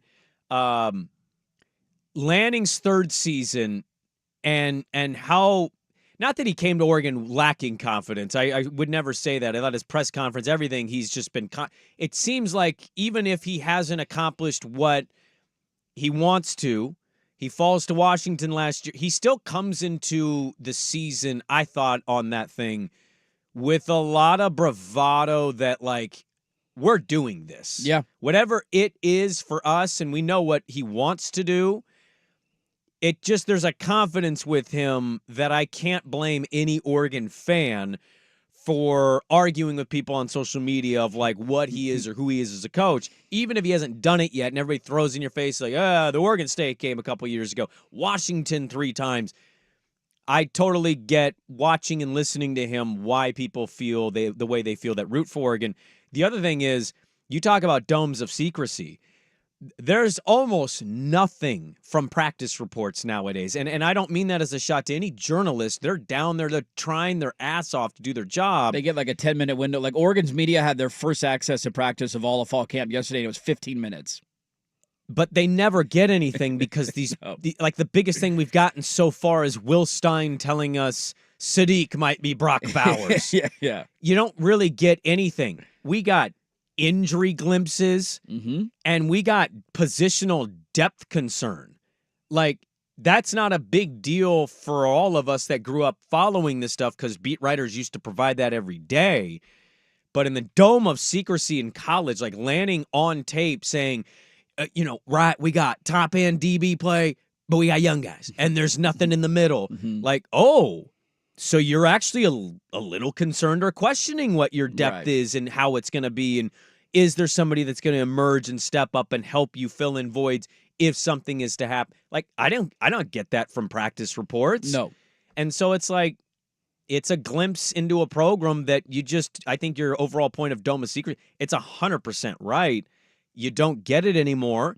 He's choosing to do it on this Oregon production. Well, and I think the bravado you're talking about with Lanning is probably coming from one, just being more comfortable in his shoes, right? Year 3, you're just more comfortable when you've done a job for 2-3 years as you are when you first begin. Understands the nuances of what it means to run a program versus being a top assistant or year 1 doing it. And he also knows that attention is good. Whether fans want to laugh at that or not, it's good for recruiting. It's good for just buzz around your team. It's good for eyeballs. It's like all of that stuff is beneficial for you as a program. But I also think part of his bravado and confidence going into this year is he's a guy who understands and knows what championship rosters look like, and he knows that he has that in Eugene this year. And he probably would have told you that last year going into year 2. He felt like they could win, and Oregon was very talented last year. He definitely didn't think that they could probably do that in year 1, but he knows what a championship roster looks like. He knows the importance of offensive line play, defensive line play, the places that you need depth, where you need to be skilled at, and he feels like he has that in Eugene. And so I think you're seeing a little bit more cockiness and confidence coming from Dan Lanning because of that, because he finally feels like he has enough bullets in the chamber, if you will, to go get something done. The other part that I really did enjoy, and this is one of those like dumb message board things, but there's been this debate the last couple of days online because a Tennessee recruiting insider, they stole a 4-star tight end. A 4-star tight end from Oregon decommitted over the weekend and committed to Tennessee. And you never want to see guys decommit, but it happens in every recruiting class around the country. Signing day is not till December. It's a long ways away. There will be more, and Oregon will flip some guys from other schools. That's the way it goes. But there was a Tennessee insider that tried to run with this BS narrative that the reason that guys in the last 2 weeks had decommitted from Oregon was because Lanning doesn't build relationships, because he doesn't talk to the families. It's all just about, here's a paycheck. If you want to sign it, take it. If you don't want to go somewhere else. That's like the opposite of what we've been told, though. Exactly. Well, and that's where it was hilarious to watch this and to see the team building, the relationship building, the culture that he's trying to develop inside a locker room, which is not easy to do when you're a program that brings in 15 new guys-ish every year through the transfer portal and a lot of new freshmen. It's not an easy thing to do, but I thought that they showed some of that team-building stuff that he finds incredibly important, and some of the culture stuff that he finds incredibly important, that just shot down that narrative that it's not a relationship-building program. How'd you feel about Ty Burrell being the narrator? Love the guy that they got to do it because that's a big name and everybody knows the voice immediately. My wife, is that Phil from Modern Family? Yeah. He went there. It's just, damn, they got everybody. I know. He's not the best narrator. He doesn't have. I'm a he deep sounded voice like guy. a guy reading, which is weird because actors are so good at reading scripts and memorizing it and saying it without sounding like that. Whereas, like when he did that, it's just like, and the Ducks know they're gonna come into the year, and I'm like, okay. Can we get James Earl Jones? Can we get Morgan Freeman next? We got all that Nike money. Where's Phil? Phil, drop a bag. Q would have been a good narrator. He would have been good. He's got a good voice. I'd love to try to like write a paragraph of what Ty Burrell says and get Q to read it. Anthony Newman would be a phenomenal guy. I agree. To narrate that. He's got good pipes, man. As a former player. So they're going to have one He's of the these. only good thing about that pregame show. Yeah, you're damn right about that. He carries it every Saturday. They're going to have this every week, man, and I love it. It's going to be, I think there's 4 episodes that are coming out. So I knew this was coming because they teased it like a week ago, and they said that team out west, fall camp behind the scenes, blah, blah, blah, coming in the next few weeks. I don't follow that account, so Understandable. I'm yeah. in the bubble, you're not in the bubble. Exactly. Totally understandable. And so I forgot, though, that yesterday was the day, and I was literally on the toilet in the afternoon. Teddy was taking a nap, and this got released, and I just thought, I'm sitting here for 30 minutes. I'm not moving. Barstool did a blurb on it. It's how I found out. They were all hot and bothered that he's calling the team out west. I'm like, oh, God, really? I love that more people hate my program now than ever. You guys are the most hated team on the West Coast. Love it. Oh, it's not even close. It's, well, yeah. Give it time. It could be, but it could be, right now it's not. No. Lincoln's too irrelevant. Coach of defense, and then maybe people will hate is. you again, but you got to win in order to be hated, and Oregon is definitely hated. Something of note from Oregon State next on The Fan.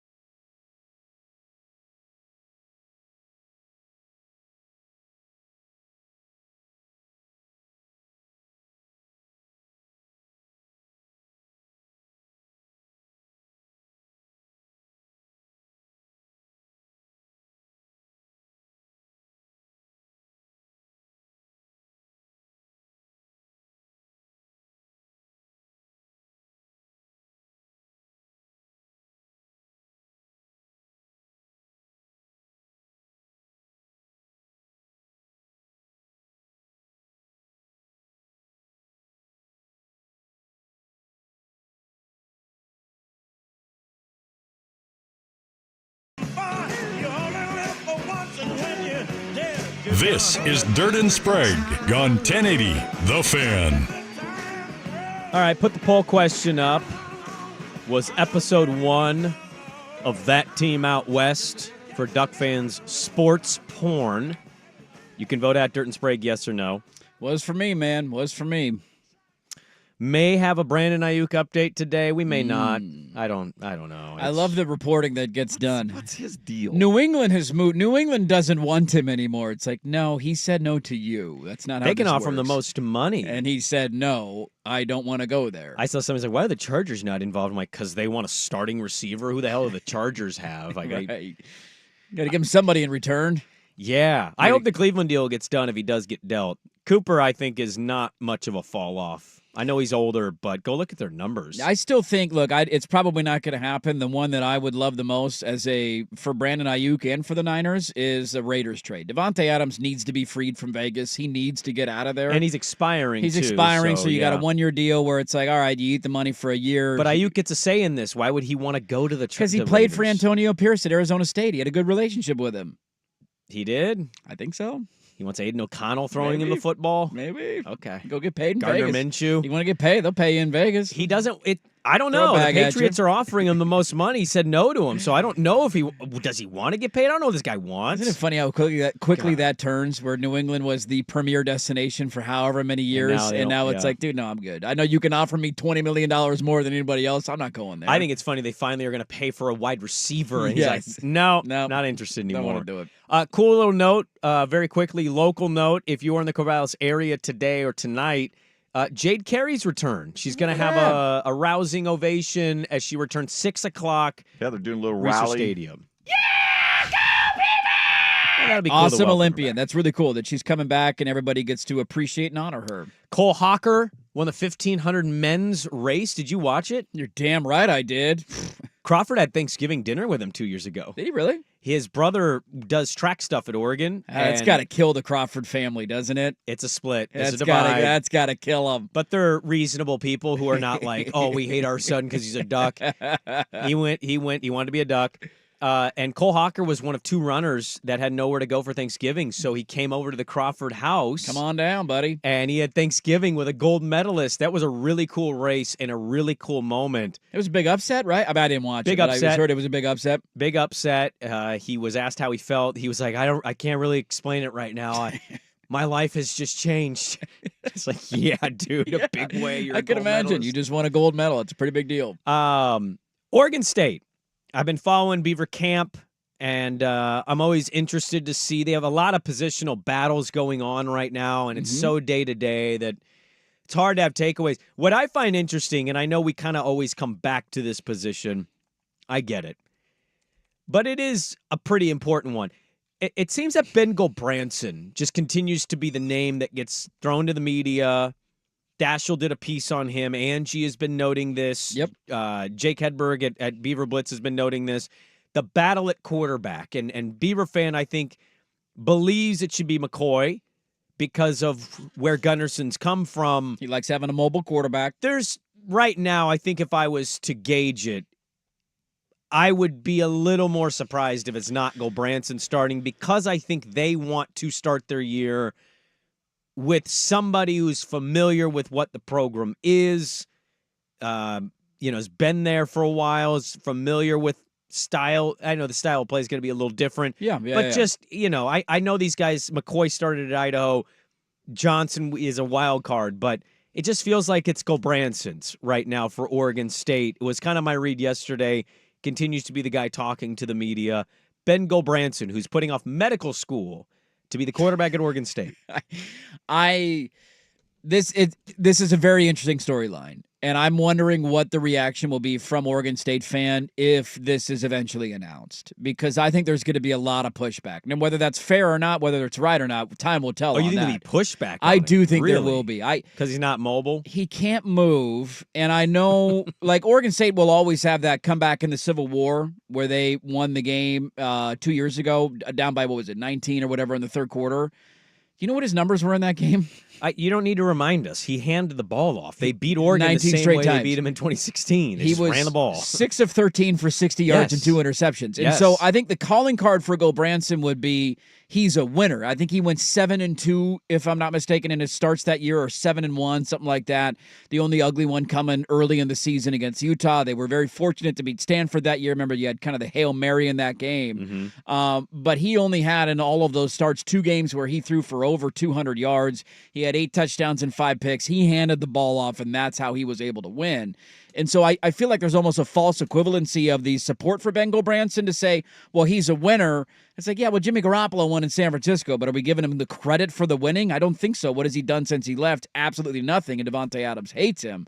And I do think that this would be a little bit of a mistake. I think if you had the same offense and the same staff completely intact, and you wanted to make that argument if he knows it, he's familiar with it, he's been around it, he's been on this offense for 3 years now, he's got a leg up on everybody else, I would understand it a little bit more. But in the case where it's a new OC, a new offense, and a largely new staff, I know some names are back, but a largely new staff, he shouldn't have a leg up in that category. I've seen this guy play. Now, to be fair, I haven't seen much of the other guys outside of Idaho highlights. So why should he not have a leg up then if you've seen him play succeed and you haven't watched Idaho? I don't like using the succeeding thing. I know that he won games, but he was not good as a starting quarterback. But okay, and it's certainly you can with make a better Oregon State team than they're going to have this year. You can certainly make an argument from a skill set wise and maybe what the offense. We keep saying the offense. We have an idea. We don't absolutely know yet. No. Okay? You can certainly make an argument that it's McCoy, and I totally get it. But I was watching one of the fall camp videos yesterday from their wide receiver coach who was their interim at the bowl game, Hinson. And he kind of just talking about wide receivers. And what I find interesting is like the mobility factor. It's an obvious, glaring thing that Gulbranson does not possess. We all are aware of that.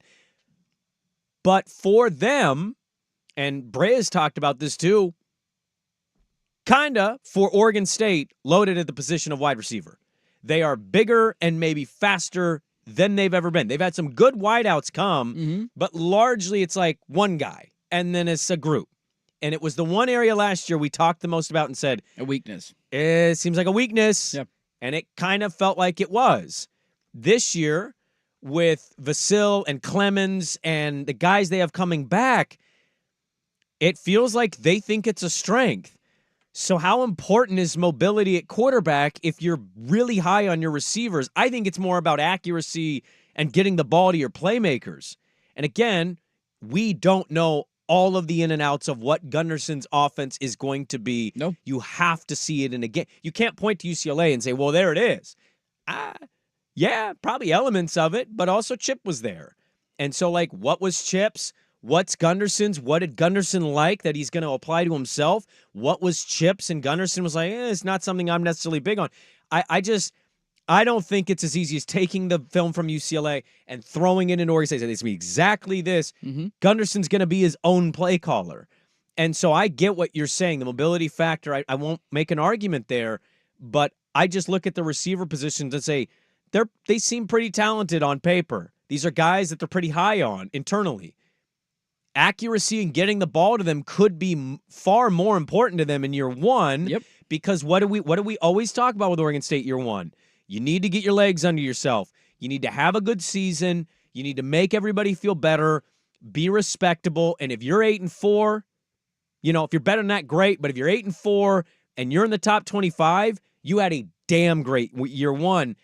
And for them, maybe Gulbranson presents the best opportunity for them to get to that position. And look, I don't get to see fall camp every day. I have no clue how these quarterbacks are playing. I don't either. And how they're, I don't either. No clue how all this is looking. Yeah. The only thing, I understand every argument that you're making. The only pushback that I will give is that I don't necessarily think that and maybe he has improved because he didn't play last year. So maybe he's played the bowl game, but outside of that, we didn't see much of Gulbranson. He stuck around. He was a third stringer. So maybe he has taken a big step. Maybe things have changed. Maybe he's more prolific in their offense. When he went 7-2 as a starter 2 years ago, he barely completed 60% of his passes. Sure. And so it's not like he was this prolific passer that just can't move a little bit. Yeah. He was not a prolific thrower of the football. And so that's where I'm having a hard time of saying if there's not that big of a drop-off in passing game from Gulbranson to McCoy or they're somewhere in the same ballpark. Right. But I get the added mobility of another guy. I'm more attracted by that, but that's just my sense on a quarterback, and maybe Branson is showing them something different.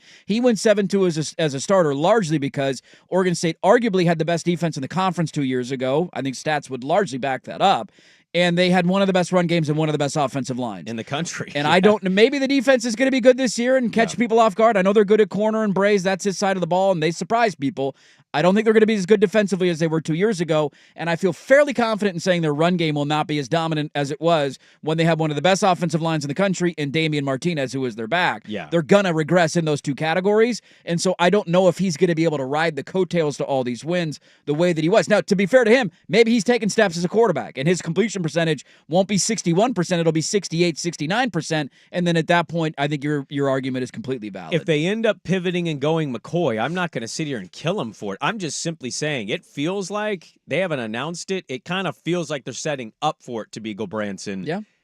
And so I'm just making an argument of why maybe they'd be doing that, not only what they're seeing in practice. We did this, remember, a couple years ago when they familiarity. had Sam Neuer in for a year and he won the job out of camp, and then they benched him halfway through his first game at Purdue. Well, I don't think they're gonna hesitate. No. If it's not going well for him, they'll Get go him to out. McCoy. Yeah, we got options. So a check-in at Oregon State camp. Let's go to the dirty poll. Nebraska ranked 23rd. Josh Peterson, 620. The Zone joins us from Omaha. Coming up next, Daily Ticker on the Fan. Now, from the Fan Sports Desk, a Sports Center update on 1080 The Fan. First on The Fan, the first full weekend of NFL preseason action set to kick off on Thursday, but the NFL spotlight squarely focused in San Francisco, wondering when Brandon Ayuk will play and for whom he will be playing. There are a few trade offers on the table, but Ayuk yet to make a deal happen. The Patriots reportedly pulled their deal off the table. Not a lot of communication. Steelers and Browns apparently still have interest. The Mariners' lead in the AL West has shrunk to a half game. Seattle dropped the opener of their series with the Tigers 4-2. The Astros beating the Rangers 6-2. Framber Valdez was 1 out shy of a no-hitter. Game 2 of the Tigers M Series tonight, 6:40 on Root Sports Northwest. Garrett Skubal opposite George Kirby on the mound. The U.S. women's basketball team in quarterfinal action in Paris later today, 12:30 tip. They'll take on Nigeria. Getting ready to tip at 9. It's France and Germany. Already completed, Belgium has beaten Spain 79-66, and Australia taking down Serbia 85-67. More sports scores and stories in 30 minutes. Jason Swigard from the Fan Sports Desk. Listen live or on demand at the Odyssey app, the Fan's desktop player, or tell your smart speaker to play 1080 The Fan. The Fan Merch Locker has new shirts from the fan shows and hosts you love. Get yours now at 1080.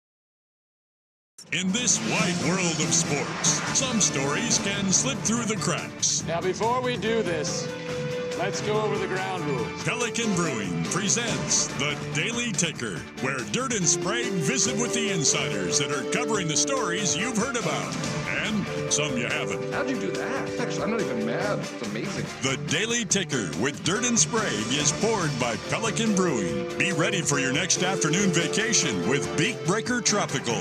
Pelican Brewing, born at the beach. All right, Daily Ticker time here on a Wednesday, brought to you as always by Pelican Brewing. Visit pelicanbrewing.com for more details on locations, events, award-winning beers. Independently brewed since 1996, Pelican Brewing, born at the beach. The Dirty Poll rolls on today. This is awkward. With the number 23 team in the country. Yeah, you went on vacay. I did. I knew the Dirty Poll was coming, but you didn't convey anything, and so I didn't tell you.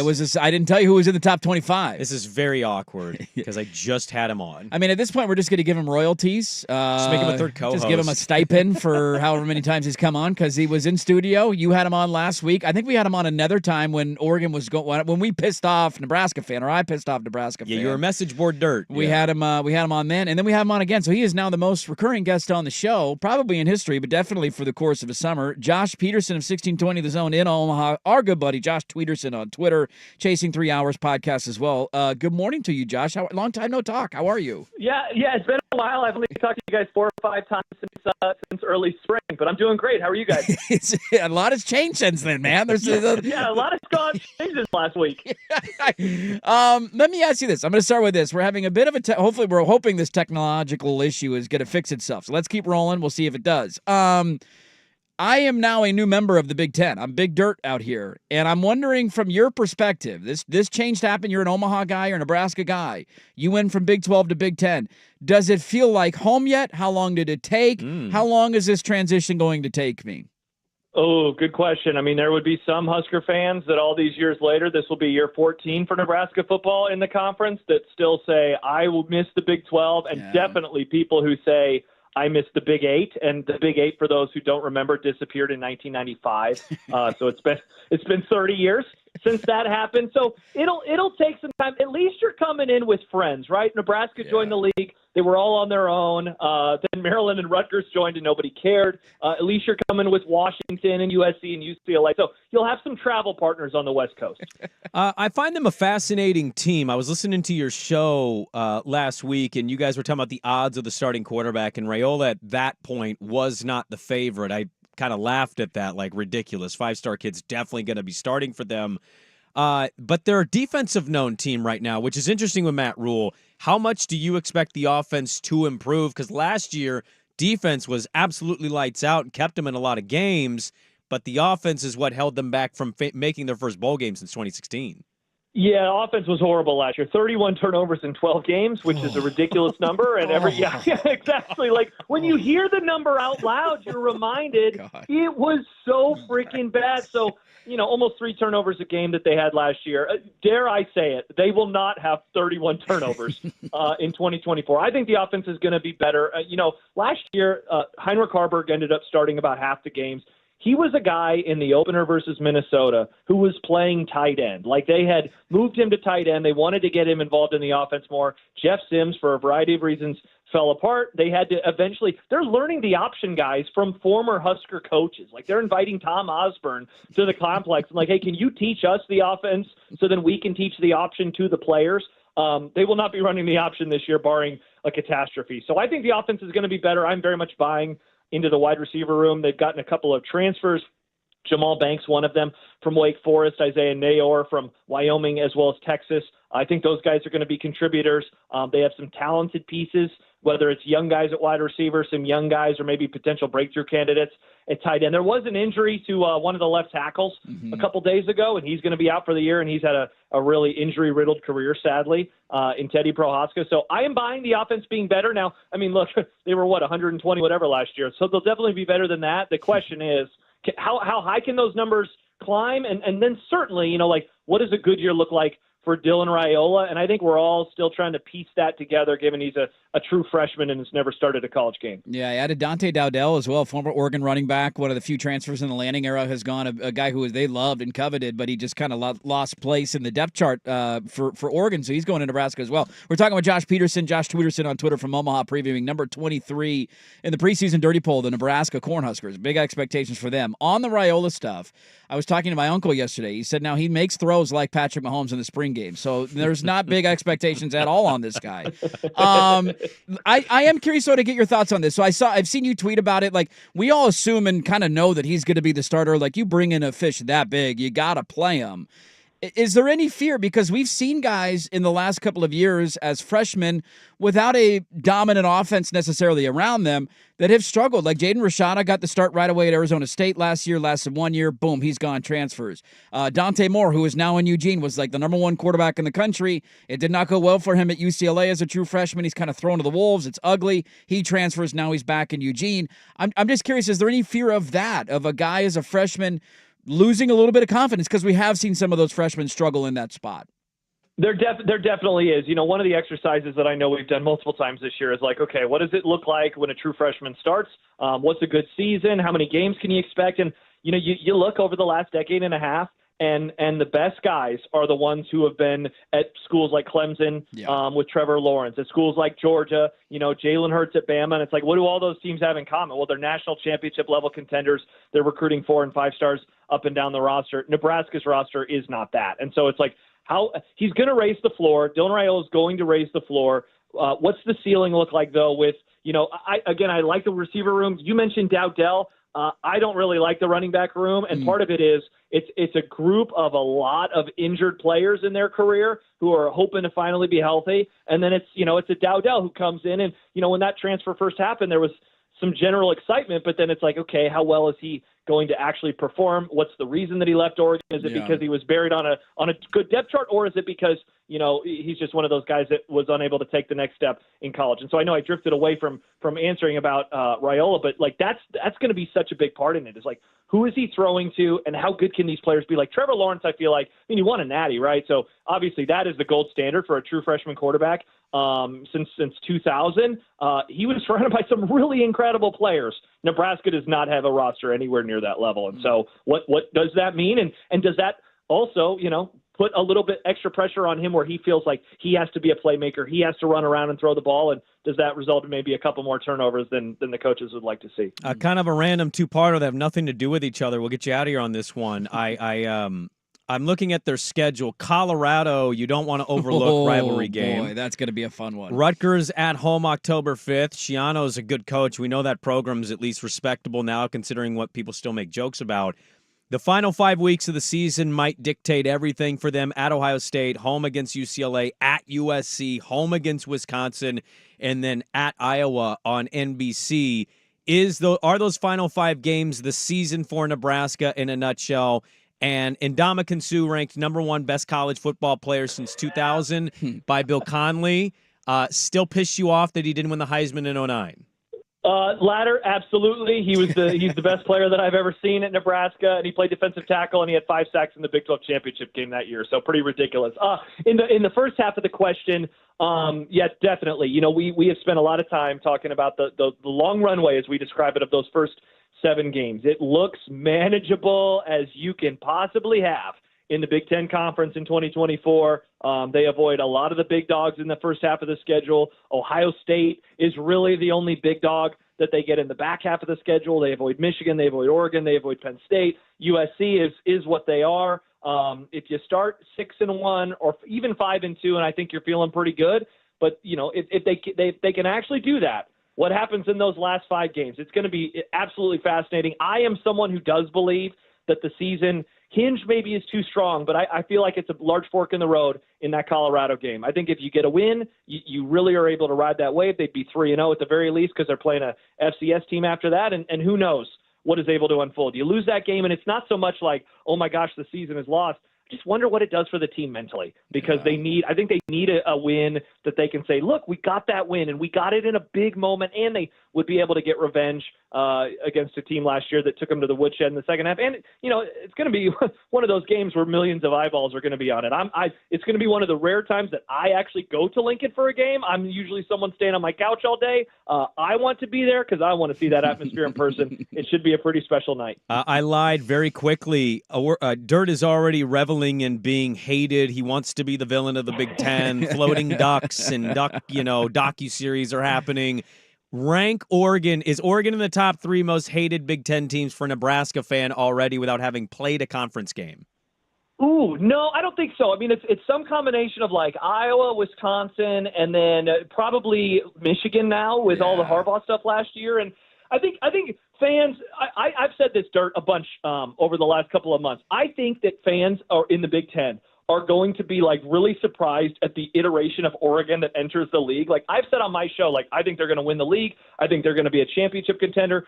And I still think that there is this like, yeah, but it's Chip Kelly and Mark Helford. It's just like, dudes, you don't understand that this is a different version of Oregon football. There was a Wisconsin fan who said to me last week, he's like, nah, you guys were confident about Nebraska, so I'm not going to buy into a team coming into a league and being good. It's like, wait, you're getting mad at me for my opinion in college in 2011? Like, fuck now. You didn't even hear me in 2011. So I think that people are going to be taken back by them. Certainly, Oregon, I think, annoys people, and especially the old guard fans, right? Like, stop it with the uniforms and all the weird stuff. But, I think you guys are going to have a great year. I'm looking forward to watching some Duck football. Well, we're kindred spirits now. We're big bros. We're big B1G brothers, and very excited to get it all underway. I might be high on my own Nebraska supply, but I'm with you on what you're saying about Raiola and the defense. I think they're a top 25 team this year. My family told me there's a chance they're 7-0 going into Ohio State, okay? 7-0 going into Ohio State. That's looming potentially. Kickoff, baby. Make it happen. Let's go. Big nooner. Josh Peterson, 1620 out in Omaha, one of our recurring guests all summer long. I'm sure we will catch up again soon at Josh Peterson on Twitter. Thanks as always, buddy, and I hope you're doing well. Guys, thank you so much for having me. Always love chatting with you. There you go. Good stuff from Josh Peterson, our pseudo third co-host, who's into running like Sprague in college football. He fits. He fits our show. He does fit perfectly in between us, doesn't It's he? the Pacific What a Northwest. threesome, us and Peterson. It's a good little threesome right there. Let's is. stick in college football with a couple other notes. I'm going to get back into the NFL coming up top of the hour, including a question in the NBA and Statter story still to come. Loaded next hour and 10 minutes. Back after this on the Fam. Who's stinking it up? Woo! Do not go in there. It's time for Who's Stinking It Up, a sports lowlight that's ripped from the headlines. We couldn't do diddly poo. Brought to you by Three Mountains Home Services. Schedule your appointment online at threemountainshome.services.com. New England had the parameters of a trade in place with San Francisco. That wasn't the issue, but they weren't getting a great vibe here as they tried to conduct communication with Brandon Ayuk and his agent. There's Adam Schefter. Ayuk has told the Patriots thanks, but no thanks. They can offer him the most money, reportedly, and he wants nothing to do with them.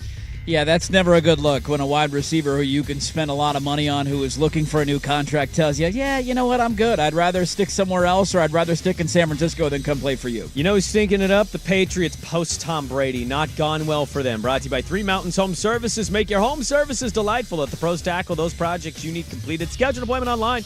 Three Mountains Home Services. That's threemountainshomservices.com. Hey guys, Sprague here.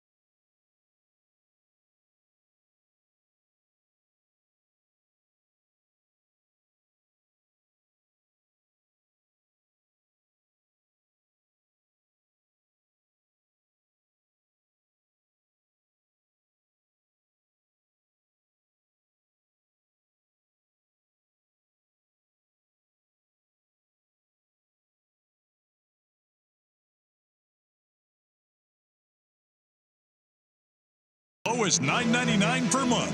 Find your Crunch Time in Portland, Vancouver, and online at crunch.com. Yeah, that's right. It's Crunch Time, and it's brought to you by Crunch Fitness. Memberships as low as $9.99 per month. Find your Crunch Time in Portland, Vancouver, online at crunch.com. Would you? That's coming up in the final hour of the show. Absolutely, I would. Stat or story? I got a basketball question I'm going to throw at you. Oh, do you now? I do. I should give you something to read. Oh.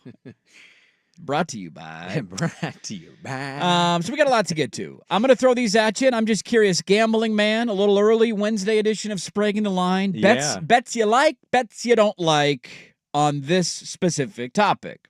It better not be Little League World Series. Do you like Indiana or Minnesota? Do you like the 12-year-old arms in Minnesota or Indiana better? No, I didn't know that was happening. Did you see the coach? No, I didn't see that. I'm not watching the Little League World Series. Well, I'm not either, but I saw a clip. The coach has a hot mic. Uh-huh. And he goes to the mound, and he's, like, telling his kids what positions to play, and they start, like, talking.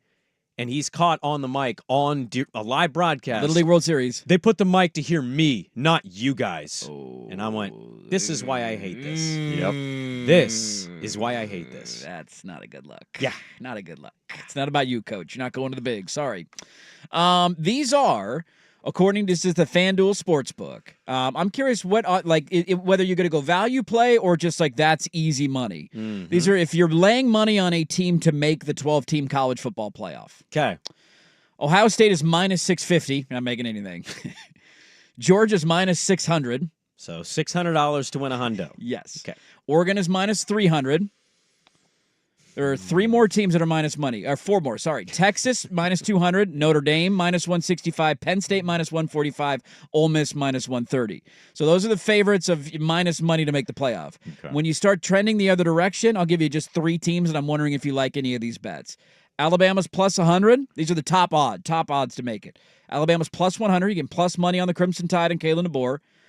Plus 125 for Brian Kelly and his family at LSU, or Michigan at plus 150. Anything stand out? Alabama. It's Alabama. Yeah. Alabama.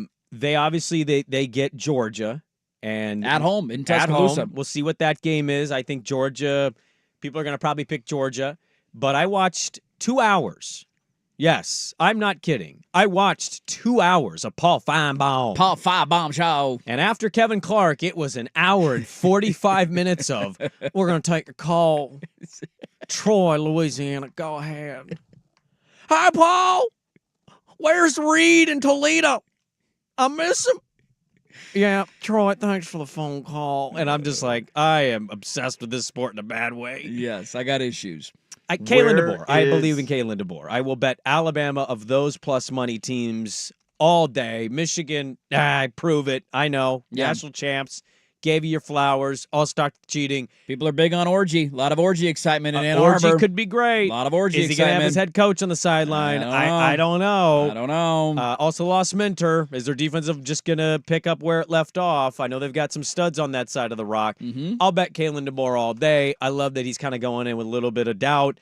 I'll take Bama there. Okay. Anybody you like in there, or are you looking for another team to gamble on? No, I'm looking for another team because... Who are you looking for? I'll give you the odds. The Big 12 has to get a team in as a conference champion. Utah is a plus 240 to make the 12-team playoff. What Big 12 team are you picking? That's the tough part. Utah's the one you go with? Utah... Yeah, I think they're going to go in there and... Okay. Lance Leipold. If you like Utah, they are plus 240. Kansas State is plus 280 in the Big 12. I'm going to scroll down a little bit. Boise State has decent... They're plus 400. A lot of people really like them as the group of five. The group of five. As a group of five team. They're the favorite to win the Mountain West. They're pretty loaded. Who's the highest ACC? Highest ACC team would be Florida State. Seminoles at plus 160. See, I take Miami. Clemson's plus 200. Miami is... I just scrolled past them. Where the hell did they go? I like Miami to make the playoff. Why am I not finding? I literally just saw I don't have a lot of faith in Clemson. You don't touch the portal. I don't trust you. Oh, Miami, they go plus 210. They're right behind Clemson. Yeah, so a little over 2-1 value there. And look, I'm not a big crystal ball guy.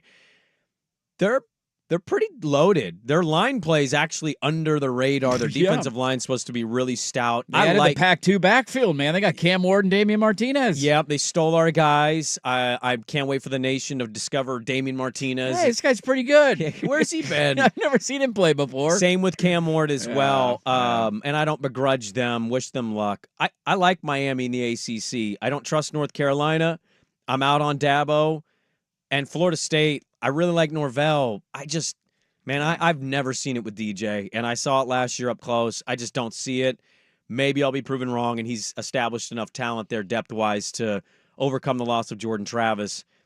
I'm going to take Miami. I think they're also a good plus money value. I like your Big 12 perspective, Swag. And as much as I love Kyle, I know the Big 12 might be pick. the biggest crapshoot of all the conferences because there's probably like 6 teams people could see. Anybody can make it, yeah. Kansas is in this. UCF's in it. Oklahoma State's plus 700. I mean, Iowa State's plus 850. You got a lot of candidates. I think the ACC has 3 or 4 you can do the same thing with. It might be Florida State, but the crapshoot thing makes it difficult. I'll take Miami. I'm still not really certain where I'm going in the Big 12 yet, and I love Whittingham, but Rising just never stays healthy, and if he doesn't have Rising, what are they? So 7 teams of minus money to make the playoff. Ohio State, Georgia, Oregon, Texas, Notre Dame, Penn State, and Ole Miss. Who do you hate the most of the minus money group? Of the minus money group, I would probably say Penn State. I think Notre Dame's got an easy schedule. I think they're going to be in. Ohio State, I imagine, what about will be. Ole Miss? Ole Miss, I think, has a SEC, legit chance to finish 3rd in the SEC, but that comes down to Alabama, LSU, Missouri, Tennessee, that kind of next group behind Georgia and Texas. Yeah. I look at Penn State. They're likely going to be in at 10-2, but if Michigan ends up having a good year, I could see them being on the outside looking in. So there's some odds to make the college football playoff. We got a lot to get to in the final hour of the show. A Brandon Ayuk update. We got a coach and a quarterback that are beefing in the NFL. I got a basketball question I want to ask Sprague. Would you, stat or story? Loaded. Don't go anywhere. Dirt and Sprague on 1080 The Fan. Sometimes.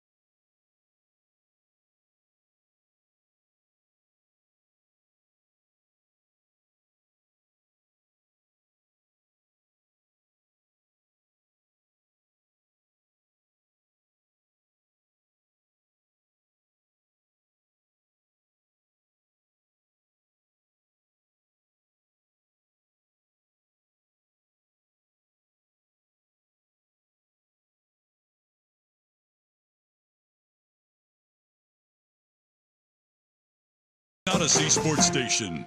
Now, Now, from the Fan Sports Desk, a Sports Center update on 1080 The Fan. Brought to you by Stanford's. The classic American steakhouse has exactly what you've been craving. Visit them in Clackamas, Tanasbourne, or online at stanfords.com. First on The Fan. First full week of NFL preseason games kicks off tomorrow, but it's the focus of the NFL more about who's not really playing. Wide receiver Brandon Ayuk still wanting out of San Francisco if he can't get a contract, but he doesn't want to go to New England, who could offer him the best contract. Steelers and Browns apparently still talking.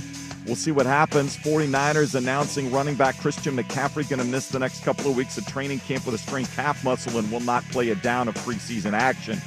U.S. women's basketball team is in quarterfinal action later today in Paris. They will take on Nigeria at 12:30. Americans are 28-point favorites there. Opening round of the women's golf tournament in the Olympics. And it is Celine Boutier on home soil, 7 under through 16, a 3-shot lead over Ashley Buhai of South Africa. American Lilia Vu right now in third, 3 under par. Just 10 players in red numbers as round one is finishing up. More sports scores and stories in 30 minutes. Jason Swigart from the Fan Sports Desk. Listen live or on demand at the Odyssey app, the Fan's desktop player, or tell your smart speaker to play 1080 The Fan. Jump back to earlier parts of your favorite fan shows on the Odyssey app. The only way to rewind Portland's sports leader, 1080 The Fan. Who wants cream? Nobody? Okay, no cream. This is Dirt and Sprague. Guys, we've made a great effort so far. Let's just keep it up. That's right! We can't have anyone freak out there, okay? We've got to keep our composure. We've got too far. There's too much to lose. It's not keep our composure. With Andy Dirt Johnson and Brendan Sprague. A lot of pressure. You got to rise above it. You got to harness in the good energy, block out the bad. Harness, energy, block, bad. Feel the flow, happy. Feel it. It's circular. Dirt and Sprague on 1080. Hey, guys. Whoa, big gulps, huh? All right. Well, see you later. The Fan. Hey, let's do this. Final hour. Dirt and Sprague here on Portland Sports Leader 1080 The Fan, 99.5 HD2, the Odyssey app, live on YouTube as we are every day. Bring your ass. Got fan bases arguing with each other. One guy saying, I just can't wait for the NFL to be here. Me either, man. Me either. Same here, dude. I have to fight dirt sometimes on our college NFL balance beam.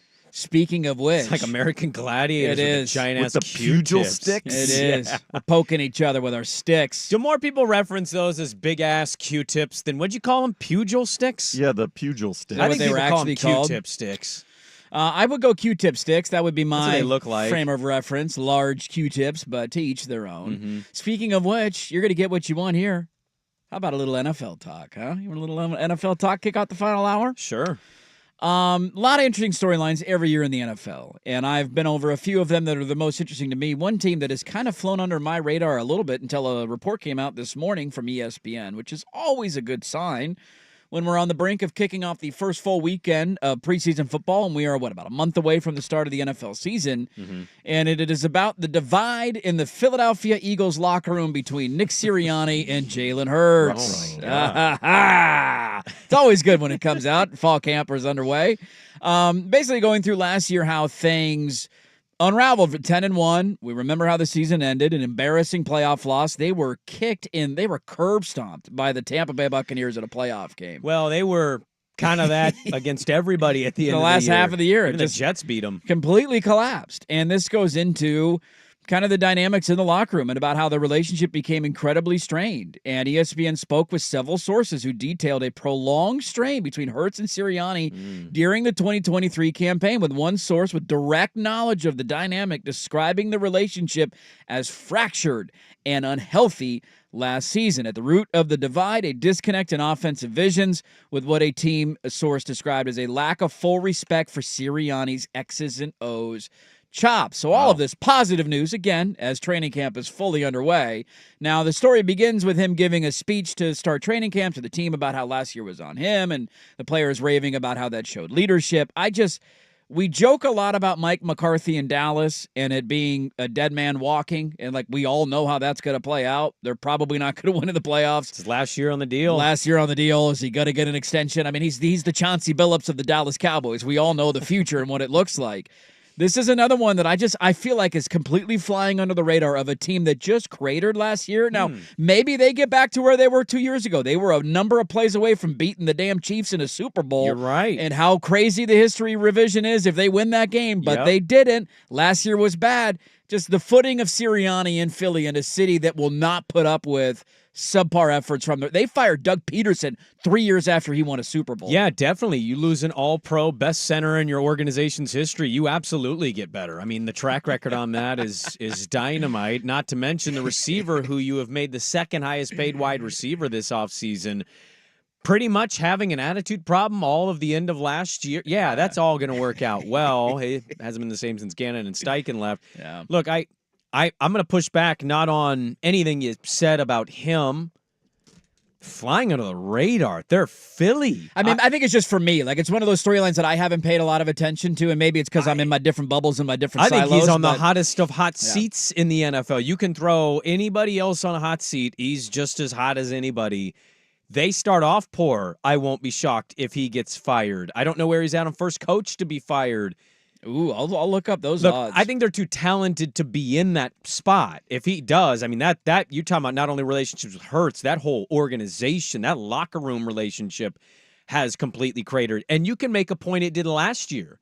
How else do you explain them going from him yelling at Chiefs fans in the safety of the tunnel with nobody hearing or seeing him and winning to how that year ended, and every week, what was the noise? Right. Well, is there a riff? No, there's no riff in this locker room. Like, every week, the same players and him said the same things, and then they went out and nobody played for each other. I think he's on the hottest of hot seats. I don't care if it's McCarthy. I don't care if it's McDermott. Whoever you want to put in this category, he's on it. It's Philly, dude. It's 24/7 Eagles talk. So they get off to a slow start. It's instant. Even if they start well, I think there's a real prove-it factor here, and that sounds crazy for a coach who was in the Super Bowl 2 seasons ago. But you lose your two coordinators, and then you crater the way you did the next year. Yeah, and you got to make new hires. And like Vic Fangio, great name to say out loud. That dude's he's becoming a bit of a curmudgeon red ass, and that didn't go well for him in Miami. So, what is that going to be? And his defensive line, everybody, Jalen Carter, I can't believe the league passed on him. Didn't do much the last 6 weeks of the year. Didn't have as many pressure rates. Like, I think I think it's a massive storyline that the Eagles are kind of dealing with a bit of, hey, super talented roster, could very well compete in the NFC, but coach is a huge wild card. Here are your odds to be the first NFL head coach fired. You ready for these? Dennis Allen is in first at plus 500 in New Orleans. Which would be hilarious because 2 off seasons ago, his general manager comped his start to Bill Belichick and said, yes, he didn't get off to a great start. Yes, he did. So he fires him like a year and a half later. That's not going to age well. Robert Saleh is second at plus 550. Certainly a good one. Mike McCarthy third, plus 600. It's not in Jerry's Nate. He's not going to fire him during season. The year. Even if it goes bad. And the Cowboys are good in the regular season. Like, we know they're going to win 11 games this year. They do every year. Well, we'll see about Maybe that. not this year, but I am convinced that even if it goes bad, Jerry gets his jollies off just being talked about, even in a bad way. Then you go Matt Eberflus fourth, which I'm not buying at all, plus 700. With a rookie quarterback, they struggle. I think you're going to pin that on a rookie quarterback. And maybe you move on next offseason. I don't see that happening in season. Todd Bowles is next. What are we doing here? Brian Daboll plus 900. Now, that's one I can envision if they got off to a horrendous start and Daniel Jones doesn't look good. Antonio Pierce plus 1,000. And then Nick Sirianni is tied with him at plus 1,000. So if you like this to maybe crumble that quickly for Philly, those are tasty odds. I don't think he's going to be the first head coach to be fired. I don't either. But it is one of those markets. I'm going to go pull up their schedule. It's Packers, Falcons, at Saints, at Bucks, Browns, Giants, Bungles, Jags, at Cowboys. I mean, that's not a super easy start because you got the Packers in Brazil, who are a playoff team with Jordan Love. The Falcons, who I am high on, but maybe they disappoint. But they have upgraded a quarterback and have a good roster. The Bucks were a playoff team. Yep. The Browns were a playoff team. The Bengals with Joe Burrow. Like the first 5-6 weeks, Jags were a good start last year, and then you're at Dallas. At that Brazil game, underrated part of that, that's a home game they lost. Yeah, on the So schedule. I'm sure some Philly fans are going to Brazil to make that kind of a fun, unique November trip before, or actually they probably pull their kids out of school because they start earlier than us. Yeah. That's supposed to be a home game, and they're going to kind of lose it to just Brazil. And what are the things that they play during soccer games? Vuvuzelas. Vuvuzelas. Like, that's all it's going to be. Just all Packer fans, and so there you go. There's talk out of Eagles camp that a little bit of a disgruntled relationship between Sirianni and Jalen Hurts stemming from last year. They're going to say water under the bridge, but just eyeballs on them. There's a lot of these situations in the NFL this year. 2 of them in the same division because Dallas is going through the same exact thing with Mike McCarthy and all the pressure on him. But interested to see how it plays out for the Eagles as they begin their first preseason game. Be a wild drop, man. In 2 days. To go from the Super Bowl and a holding call away from maybe upsetting Patrick Mahomes and the Chiefs to... That was a great Super Bowl. If they fall on their face this year and don't achieve what they want, which is real contention. Absolutely. He could be let go, and it's, man, just that quick. I wouldn't have batted an eye if they fired him last year. That's how bad the end of their season was. You lose a locker room to that point where you're just getting drubbed in every game and you get embarrassed in the playoffs. And you got no explanation for it. There were no adjustments made. No, I know guys got banged up, and Hurts was a little banged up, and they're saying he's healthy now, but everybody's hurt at the end of the NFL season. That was embarrassing the way their year ended. And now it comes out, a divide between the two. We'll see if they can repair it in Philly. We'll get the stat or story. That is next on 1080 The Fan. It's time for a sports injury report. The injuries and rehab that impact the success of sports teams. Brought to you by Rock Orthopedic. We got to protect Christian from himself. He doesn't like to ever come out, no matter what the situation is, and I do think that's something we could protect him with more. Kyle Shanahan, head coach of the 49ers, talking about Christian McCaffrey, who's a little banged up in camp. They're going to be cautious with him, and I would argue rightfully so. Yeah, I mean, I'm sure he is banged up. He's missed no time as a Niner, which is crazy considering what it was in Carolina. The bigger news from him isn't missing preseason. It's that he basically said out loud Ayuk was a former teammate. He did. He called him a former teammate during an interview. Oopsies. Sports Injury Report presented by Rock Orthopedic, board-certified specialists who diagnose and treat the widest range of orthopedic cases with care and expertise. To schedule an appointment with Dr. Jeffrey Feinblatt, visit rocpdx.com. The Herd with Colin Cowherd. Colin Cowherd. For the record, everybody.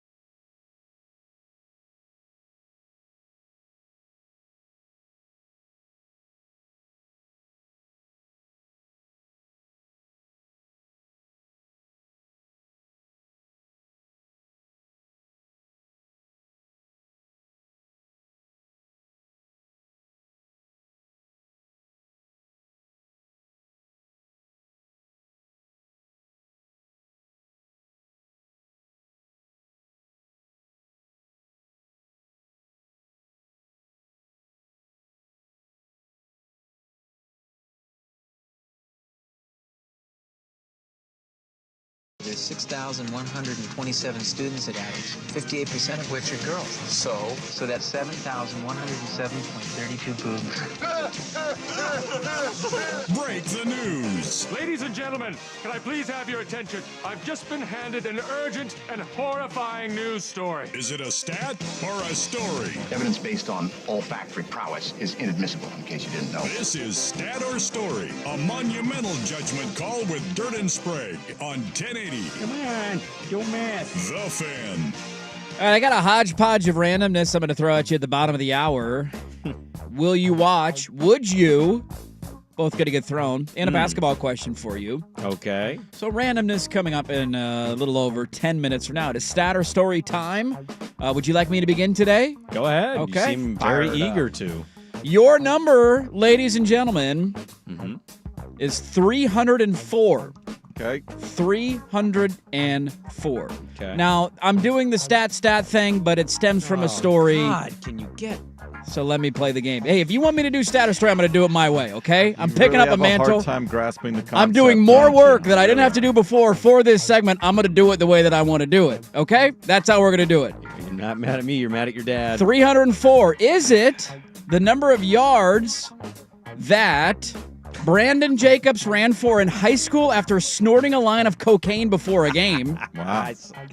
I saw the story. I didn't read it, though. I just saw the headline and laughed really hard. Or is it the number of passing yards that Jalen Hurts had in the Super Bowl against the Kansas City Chiefs? 304 is your number. I think he threw for more yards than that. He had a great Super Bowl. I want to say he was in the 330 range. I'm going, this is a story. I think this is a story. You're going to go story? Yes.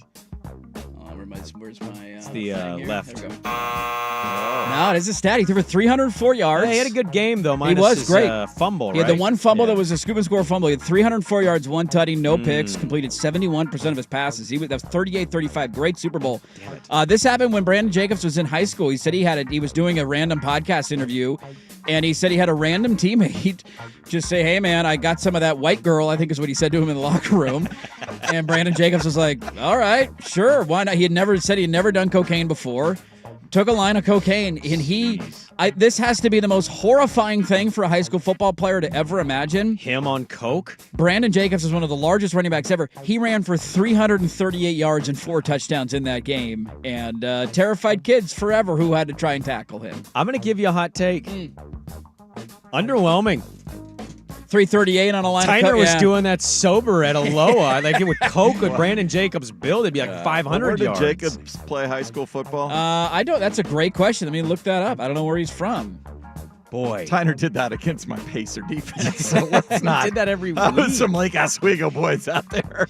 Brandon Jacobs went to Assumption High School, which is in, wait for it, Louisiana. Dude, how big was he his senior year? Napoleonville is the name of the town of the high school. Napoleonville, Louisiana. Have you seen the highlights of Derrick Henry in high school? I was reading an article about this, breaking it down, and it went into, do you want to know his yardage breakdown per game? Because they Jacobs? put it in, no, Derrick Henry. Oh, yeah, sure. Here are his games in high school. 336, 3 tutties, 242, 4 tutties, 303, 5, 510, and 6 tutties, 362, 6 touchdowns, 201, 3 touchdowns, 215, 455. You get the point. Yeah. On the season, he rushed for, in whatever it was, like 14 games that they played, 4,200 yards and 55 touchdowns. And how many fourth quarters did he sit because they were up like double digits? He averaged over 9 yards a carry in high school football. Ridiculous. So there you go. There's my stat story. I will go next. Your stat or story. Your number is 231. 231. 231. Is it the number of receptions for career total for Brandon Ayuk? Or is it the price of the worst ticket for the Billie Eilish concert at the Moda Center December 8th in Section 307? Ayuk's been in the NFL for 4 years, I think. 4-year guy, looking for that extension. This will be year 5 for him. He's played for 4 years. 4 years. He's been relatively healthy. They spread the ball around. They do. I'm going to go story. This is probably bad dirt logic. I want to say it's higher. I feel like he's a 60, 70 catch guy a year. If not having more than that. I think this is a stat. I'm going to go story. Okay. So I will say for dirt. Crap. For swag.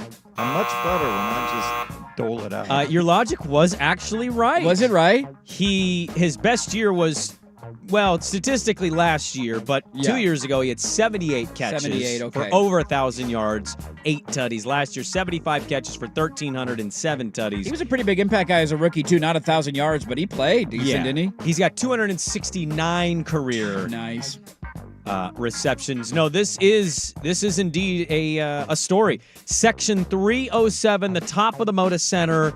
Billie Eilish in concert, December 8th on Sunday. You can get in for $231. Billie Eilish worth it? I don't listen to Billie Eilish. I'm not going. I'm afraid to give a Billie Eilish take. You into Billie Eilish? Well, my daughter, my niece, a lot of people. She's in big my with the younger community. She's and she seems like a good person. She does music with her brother. I've heard that one Bad Guy song. That's her, right? I'm a bad guy. A lot of her music is, I don't know how to describe it. Quietly angst-filled, depressed, insecure, but positive. I don't know. It's all kind of the same vibe for me. Okay. When I hear it, I'm like, yep. I mean, I would argue Taylor Swift's kind of the same way. Yeah. A lot of, certainly, I hate you and you broke my heart. But now we got bad blood. I'll say this. I saw a notice that the Fugees were doing a tour. They've already canceled the tour. That didn't last long. Well, it's supposed to start in 3 days. They just announced it yesterday, which is very Lauryn Hill to be late to something. Yes. You know, you're seeing this with a lot of big artists. Like, artists are discovering that people don't want to pay these absolutely insane-ass prices to go watch your concert. 6 months ahead of time, and then something invariably comes up on the night of the concert that came out of nowhere, and you're hosed. Billie Eilish will largely be selling out the Moda Center, I would gather, on December 8th. Just concerts are becoming so hard for me to even want to go to because of my life and my job. Yeah, waking up early. But now, like, the price of stuff, I'm like, I'm good. I mean, in my life, I've been to a handful of concerts, not as many as most probably. I often end up leaving concerts thinking it wasn't worth it. Really? Unless you have or are willing to pay for great seats. I lie to myself. You're like, I had a great time. Like the one that is the example in my life is when I went to Garth Brooks twice when he was here, and you made me buy a ticket from you because you won a lottery and you're a bastard, and I'll never forgive you for that.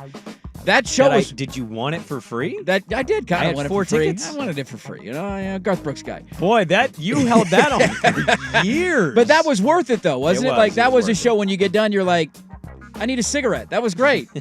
There's a lot of shows you go to and you kind of sing along or they're half-assed or it's a lot of dancing or you got bad seats and I'm just like, this is I'd rather watch your videos on YouTube at home and go pee in 30 seconds. Yeah, it's very old, but like Post Malone had a good show. I was up, side, next to a speaker. Hardly hear him, and I'm like, it's 10:30. I'm like, it's so late. Are you gonna wrap this up? I like you, but it's late. I'm discovering him now. He's into country. He's doing country songs. Post Malone, pretty good. Him and Blake Shelton. He's a vibe. He's a good vibe. He's a vibe. He's got drinking songs and country Not music. a great singer. He's just a vibe. Yeah. All right. Swag, what do you got? Your last number, 16. 16. Is it the number of consecutive losses to start a Major League Baseball career by White Sox second baseman Brooks Baldwin, the second most since 1900? So starting pitcher lost 16 straight? No, second baseman for the White Sox got his Major League call-up. Oh, and they lost 16 straight games. All right. Okay. Or is it the number of years that the Royal St. John's Regatta up in Newfoundland, North America's oldest annual sporting event, has been officially deemed a royal event? So it was crowned by the monarchy. You said the 1900s?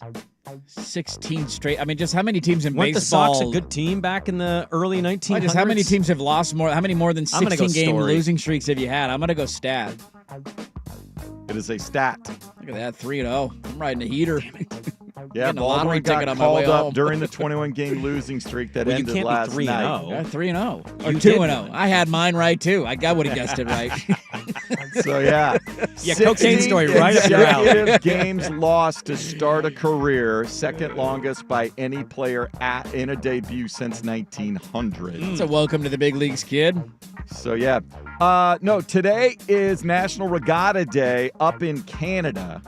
In Newfoundland, the Royal St. John's Regatta is North America's oldest sporting event. It was first organized in 1816, and it's quite the thing up there. Were you there?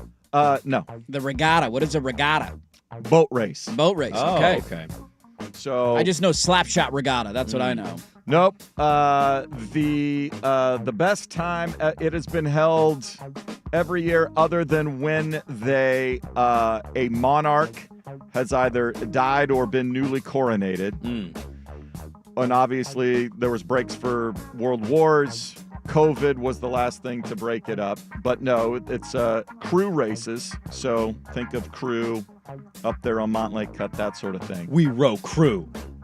But in 1993, Great line, Social Network. it got its royal designation. It had always been very tied into the Canadian monarchy and then going back to British. Queen Elizabeth II came and was there in 1978. So in 1993, it became a royally designated event up there. Did you watch Hard Knocks? I don't have HBO. Oh. So you missed the Canadian that had the American And I'm proud Eagle to be an American. thong on that sang in front of the Bears yesterday. Oh. Theo Benedict. And then got hurt. And then he got hurt. Immediately got hurt. Pulled his in the groin. Hall of Fame But, game. Oops. His performance was singing I'm proud to be an American. He's ripped his pants off. He had an American Eagle thong on yesterday. They called him the Canadian Eagle. It's a there great you go. nickname. No, they usually get about 50,000 people coming in. Are we going to have another coronation soon, right? Isn't he croaking soon? Doesn't he have cancer? He's got I cancer. Hold I've heard balls that. anyways. Yeah. It'd be his son, right, William? It I would think be so. William, yes. Boy, William getting it at a young age, getting to enjoy it a little more. That's why the other one got out. He doesn't have a path to the throne, man. Oh, is that why he got out? I don't know. I don't care. There you go. Status story every Wednesday at 8:15. Let's get to a random hodgepodge of segment. Would you is the first question. Will you watch is the second question. And a basketball question for Sprague. All of that is coming up next. First here, Swag with SportsCenter. Now, from the Fan Sports Desk, a SportsCenter update on 1080 The Fan. First on The Fan, it is the first full week of NFL preseason games kicking off tomorrow, but the NFL spotlight squarely focused on San Francisco, wondering if and when Brandon Ayuk will suit up and for what team that will be. Trade offers on the table from a few teams. The Patriots have pulled theirs due to a lack of interest from Ayuk in going to New England. Steelers, Browns reportedly still in talks with Ayuk and the 49ers. The Mariners' lead in the AL West shrunk down to a half game after Seattle dropped their opener of the series against the Tigers 4-2, and the Astros beat the Rangers 6-2 as Framber Valdez was 1 out shy of a no-hitter. Game 2 between Detroit and Seattle tonight, 6:40 on Root Sports Northwest. Garrett Skubal opposite George Kirby on the mound. Opening round of the Women's Olympic Golf Tournament wrapping up from Le Golf National in Paris. And it is the home country woman Celine Boutier at 7 under par, 3 shots clear of Ashley Buhai from South Africa. And then logjam at 2 under, including Lilia Vu of the United States. Just 11 players in red numbers in round 1. The U.S. Women's Olympic basketball team with the final quarterfinal this afternoon at 12:30 against Nigeria. Earlier today, Belgium beating Spain and Australia taking down Serbia. More sports scores and stories in 30 minutes. Jason Swigart from the Fan Sports Desk. Listen live or on demand at the Odyssey app, the Fan's desktop player, or tell your smart speaker to play 1080 The Fan. Got a smart speaker? It's The Fan in your office.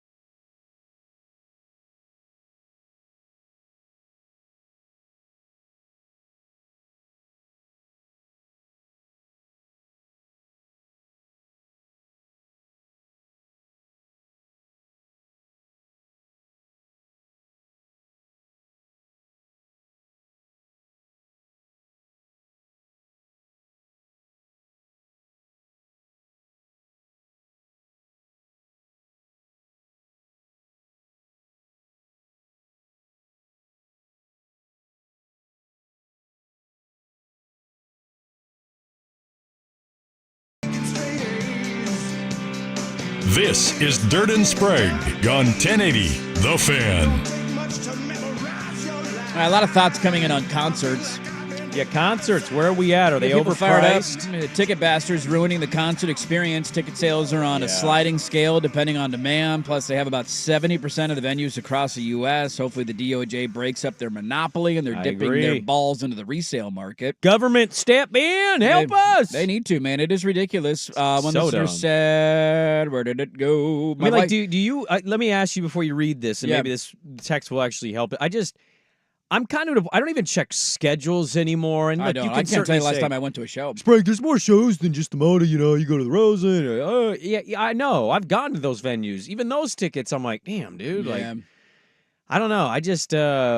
I don't even check schedules anymore. I'm not interested. It's just never worth it. Especially now with a newborn, it's just not really on my radar. Wait till you get a second one. Yeah. Well, the biggest thing is you got to buy the tickets like 6 months in advance of the concert. The second they come out, because they get scooped up, and then you have to buy secondary market. Resale, and it's just, it's ridiculous. And in the fee, it's like StubHub says this ticket is this price per ticket. You're like, Uh-uh. okay, I'll get in. And then you go to the checkout, and it gets to the fees. And then you're like, that's an extra $230. One of the biggest rackets going on. There was a Chris Stapleton, Alan Stone concert. I don't know if it's already happened or if it's going to happen this summer. That's like, those are two of my favorite artists on the planet. And I had a buddy that texted me months ago. Was like, hey, we should keep an eye on this. And then I lost track of it. And then like, oh, that's right. We were thinking about doing that. Somebody said I went to see, is it Noah Khan? I don't know who that is. But 3 years ago, the Crystal Ballroom up close for $50 a ticket.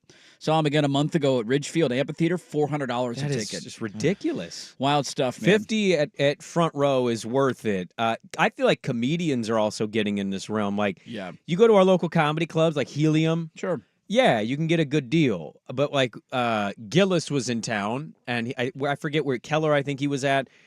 And I just laughed because I ended up texting my brother, and I'm like, hey, dude, only $142. Hey, decent deal. That's a lot of money to watch a guy just tell jokes that I might have already heard. Some of it you probably have already for seen. an hour. Let's play the fun game of Would You. I like how this is kind of becoming my hat to wear for our audience. I got randomly tagged in a tweet when I was on vacation that I didn't see until I got back. But there was a video of somebody eating a Costco hot dog wrapped in a piece of pizza. Like I also saw that. He bought a piece of pizza, he bought a Costco hot dog, and then he wrapped the hot dog in the pizza, and he was eating a pizza hot dog. Yeah. And he tagged me. I like that people send me these things. We have Wieners a new wrapped in pizzas right up your alley. Show me all the wieners you want, dude. I'll eat them all the time. This is right up our alley. A would you question. Yeah. The Arizona Cardinals have unveiled a cotton candy burrito. I tried a bite of this. I saw this. So the tortilla is cotton candy. Yeah, pink and blue. Pink and blue cotton candy. That's your tortilla, essentially. And there's no rice, there's no beans, there's no guacamole. The inside of the burrito is Fruity Pebbles, Fruit Loops, marshmallows, Skittles, mini M&Ms, gummy bears, and sprinkles. Yeah, I'm having a slice. I'm not having a half. Like a bite. You just we're nibbling this. Nibbling on the edge. I'm passing completely. How much sugar is involved in that this? sounds so That's why I would try a Like, sliver. what is the feeling after you eat one of these? Gut bomb. With an adult digestive I gotta system. go home. Immediately, I'm leaving the game. First quarter, you gotta wait till the fourth quarter to have it. I follow a guy that covered the Ducks in Eugene, and now he covers the Jets in New York. And I saw him quote tweet this yesterday and said, "I'll be trying it when the Jets are in town." And I went, "Why would you do that if you're working that day?" It seems problematic. It looks cool. I'll give him that. I would poop my pants within 20 minutes, probably. With that much sugar intake, it wouldn't go well. I'd split it 8 to 10 ways. I'm trying a piece of that. Little slice. I got a sweet tooth. I've been eating sweets at all lately, so yeah, I would try this. I just want to know. There needs to be a documentary or a podcast at some point done with the people who are in positions of power in these industries. They get to just smoke copious amounts of weed and come up with whatever will stick against the wall. Like, who comes up with these food items? This isn't weed. This is meth. There's a level of food where weed is like making good ideas and questionable ideas. What if we did this with this? This is How does that insane sound? what this is. So there's your first random of the random tidbits. I spent way too much money at Costco yesterday, like far more than I thought that total was going to say. It'll happen from time to time. My over-under number with my daughter was so under What was your? I want to know what the over/under going in was. 168. Oh, not a chance in hell. I don't know if I've ever spent below 150 in a Costco. 300. You That doubled. card, oh my God. You doubled it up. It was it's like T-Rex was stepping behind. He was shaking as I was going to Ironically, I think people would tell you $300 not that bad for Costco. $300 is pretty. That's kind of right down the middle. On the size of the family. You're not in the slow lane. You're not in the fast lane. You're going in the middle lane at the flow of your traffic. Well, as a long-time card-carrying, I did not know that non-Costco people could buy Costco food, and they just changed this policy. How does that work? You don't have to be a member anymore? No, you do now. Oh. I didn't know you didn't have to be a member to do it, I guess. I thought you did. No, they just made a rule. My brother's so old, he's bragging about his Bi-Mart membership recently. I have a Bi-Mart membership. He brought that one on vacation. They got great stuff for fishing. He's not wrong. I mean, he's into fishing. They kind of have everything. They got everything you need. Cheetos, fishing, paint. Can I give you a hot take? I've never been inside of a Bi-Mart. What? I've never been in a Bi-Mart. You got to show the green card. I don't have a green card. Which is kind of funny. This radio station's done shows on remote at in Bi-Marts. Yeah. Yes. It's Mike Barrett, dude. He's still the voice of Bi-Mart. Bi-Mart's underrated. I hear this. Furness has done a show or two at a Bi-Mart back in the day. So there's your first would you. Let's go to this. Will you watch? As it was announced yesterday, Charles Barkley is not leaving TNT. He's finishing out his contract, and they are kicking around the idea when the NBA leaves, which I know they're filing a lawsuit. They're going to lose the NBA. He's going to the NHL stuff. That they are going to rebrand Inside the NBA, potentially, thinking about it, as Inside Sports when the NBA leaves, and just have those guys talking. So have Kenny, Chuck, and Shaq talk about football after Chuck has admitted he doesn't even watch basketball. No, Yes. A football show. I'm Would in. that be Tuesdays and Thursday nights from like October until May? Will we watch Well, Inside Sports? I'm a usually pro-employee, battle the man stuff. What I would say, he's making more money than anybody will ever make in their lives listening or on the show. Yeah. You have got to admire a man who just publicly chastises and calls out his boss on national platforms multiple times. Straight calls him an idiot and then gets $200 million from him. That's an amazing negotiating tactic that every red-blooded American wishes they had the ability. I will watch this show. It's a great show. People don't watch this for basketball. No, you watch it for entertainment. It's chemistry, and you watch it for that reason. We'll also see if he's in 2 years, he's probably going to publicly negotiate again. Yeah. This guy's going to make $500 million from Turner.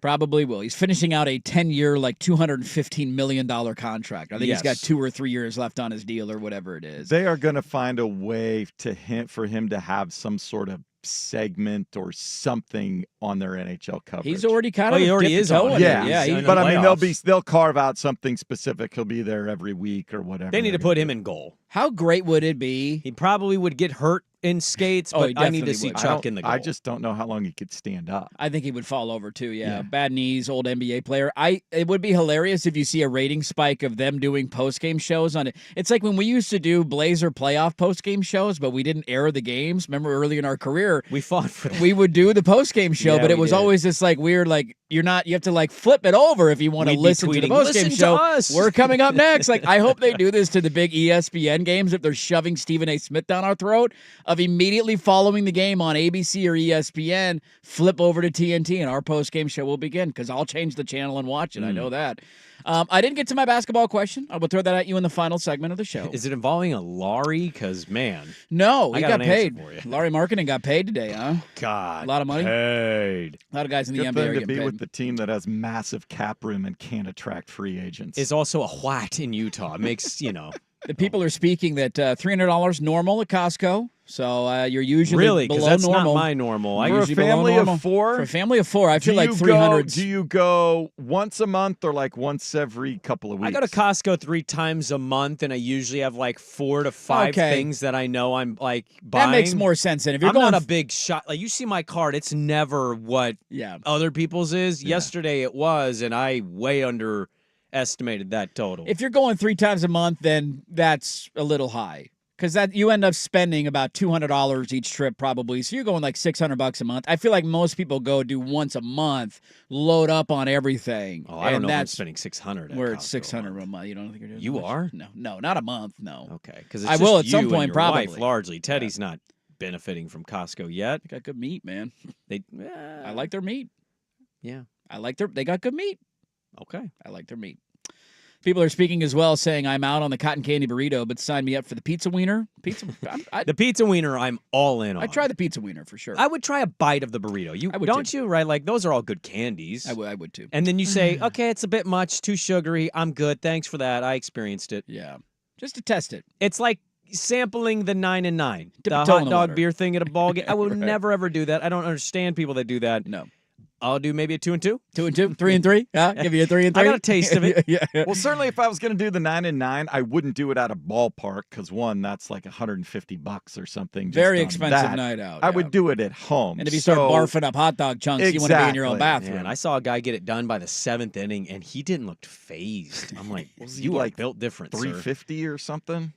No, he Big looked dude? like he kind of looked like me. I feel like the strategy would be, and I know we've talked about this before, I would drink like 7 beers in the first 2 innings. He got this done in the 7th inning, and most of the beer was done by the 4th. You got to. I feel like you got to get the beer done quick. So he was hammered, and then you're drunk and you're hungry, and eating the hot hot dog, dogs yeah. are soaking up the booze, and then you just sip on your last 2 beers as the game goes on. but it's nothing I ever want to try. Nah, that's I know what the stomach- result's going to be. I won't feel good. Ooh. All right, let's close it up with a basketball question. Should this matter, and is this criticism fair? We'll wrap it up there next on The Fan. The Ducks are on a roll.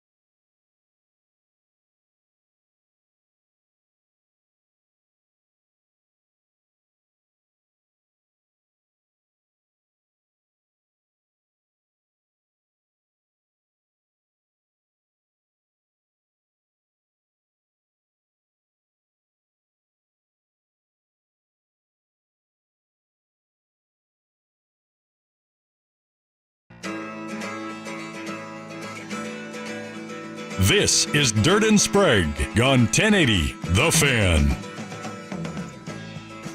Nothing like Bimart memberships and Costco prices to get the people going on a Wednesday. Football season is almost here, ladies and gentlemen. Almost here. Let me ask you this, Bob. You're plugged in. You're my basketball bro. Should this matter, and is this criticism fair? So there was an anonymous GM. We didn't talk about this on the show yesterday. I think this came out 2 days ago. But there was an anonymous scout, an anonymous GM in the NBA. Oh, I love Mr. Anonymous. Who said the Portland Trailblazers, are high on their own supply if they think that Jeremy Grant's going to net them 2 first-round picks. They only traded 1 first-round pick for Jeremy Grant. Okay. He signed a contract. Yeah. Pretty big one. Mm-hmm. And now they want another second-round pick out of him. So that was the initial take. Is I'm wondering if that's fair. And then the follow-up to that is a report came out yesterday on Yahoo from our good friend Jake Fisher, NBA insider at Yahoo, who said that he is reporting that Grant would actually like to stay with Portland. He likes the stability. His family likes it here. He said few players want to face the general uncertainty of moving midseason, especially those who have enjoyed newfound stability for the first time in their careers. That has been the same word about Portland and Jeremy Grant, despite rival teams' interest in the veteran Blazer. So 2 first-round picks, is it outlandish? And should we care that Jeremy Grant likes it being weird in Portland? I think it's outlandish, but I don't know how desperate other teams are going to get. What have the Lakers done? Nothing. J.J. Redick. So, he can still shoot. Does Pelinka feel a squeeze? It doesn't appear that he does. I feel like he would have made that deal, and I wouldn't understand 2 firsts for Jeremy Grant. Look, Jeremy Grant, we've said several things about Jeremy Grant. Finding out he likes being in Portland and not wanting to move, it tracks. Yeah. That's not breaking news. I don't need sources for that. I've never even met Jeremy Grant. Got a $200 million deal. He fits in with our culture. And I think that's kind of my point. And where I've largely stood on Jeremy Grant, he's a good little player. Mm-hmm. He averages sub-4 rebounds last year. He's starting power forward. That's problematic. Not a great defender on the perimeter there if you get Jeremy's a fine player. I think Jeremy's a 4 on a really good team.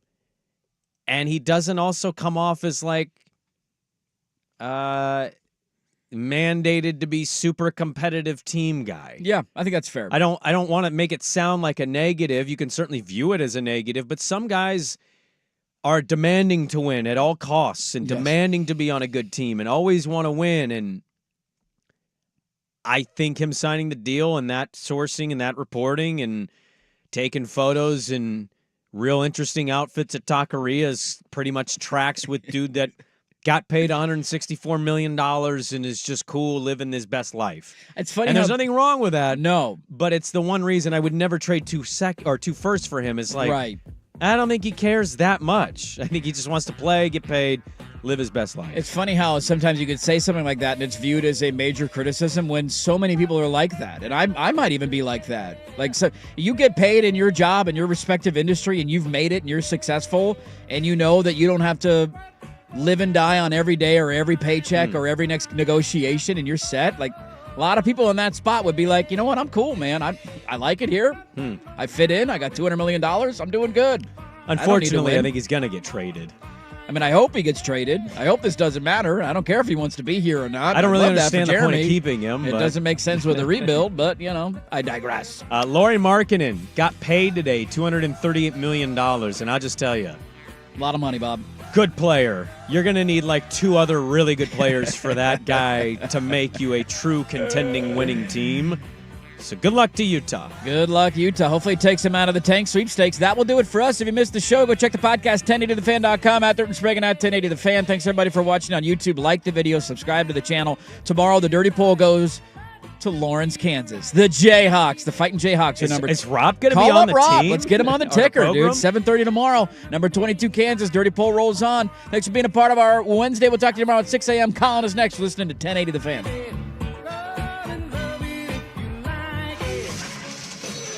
I'm Ryan Horvath, here to help you beat the books with BetQL.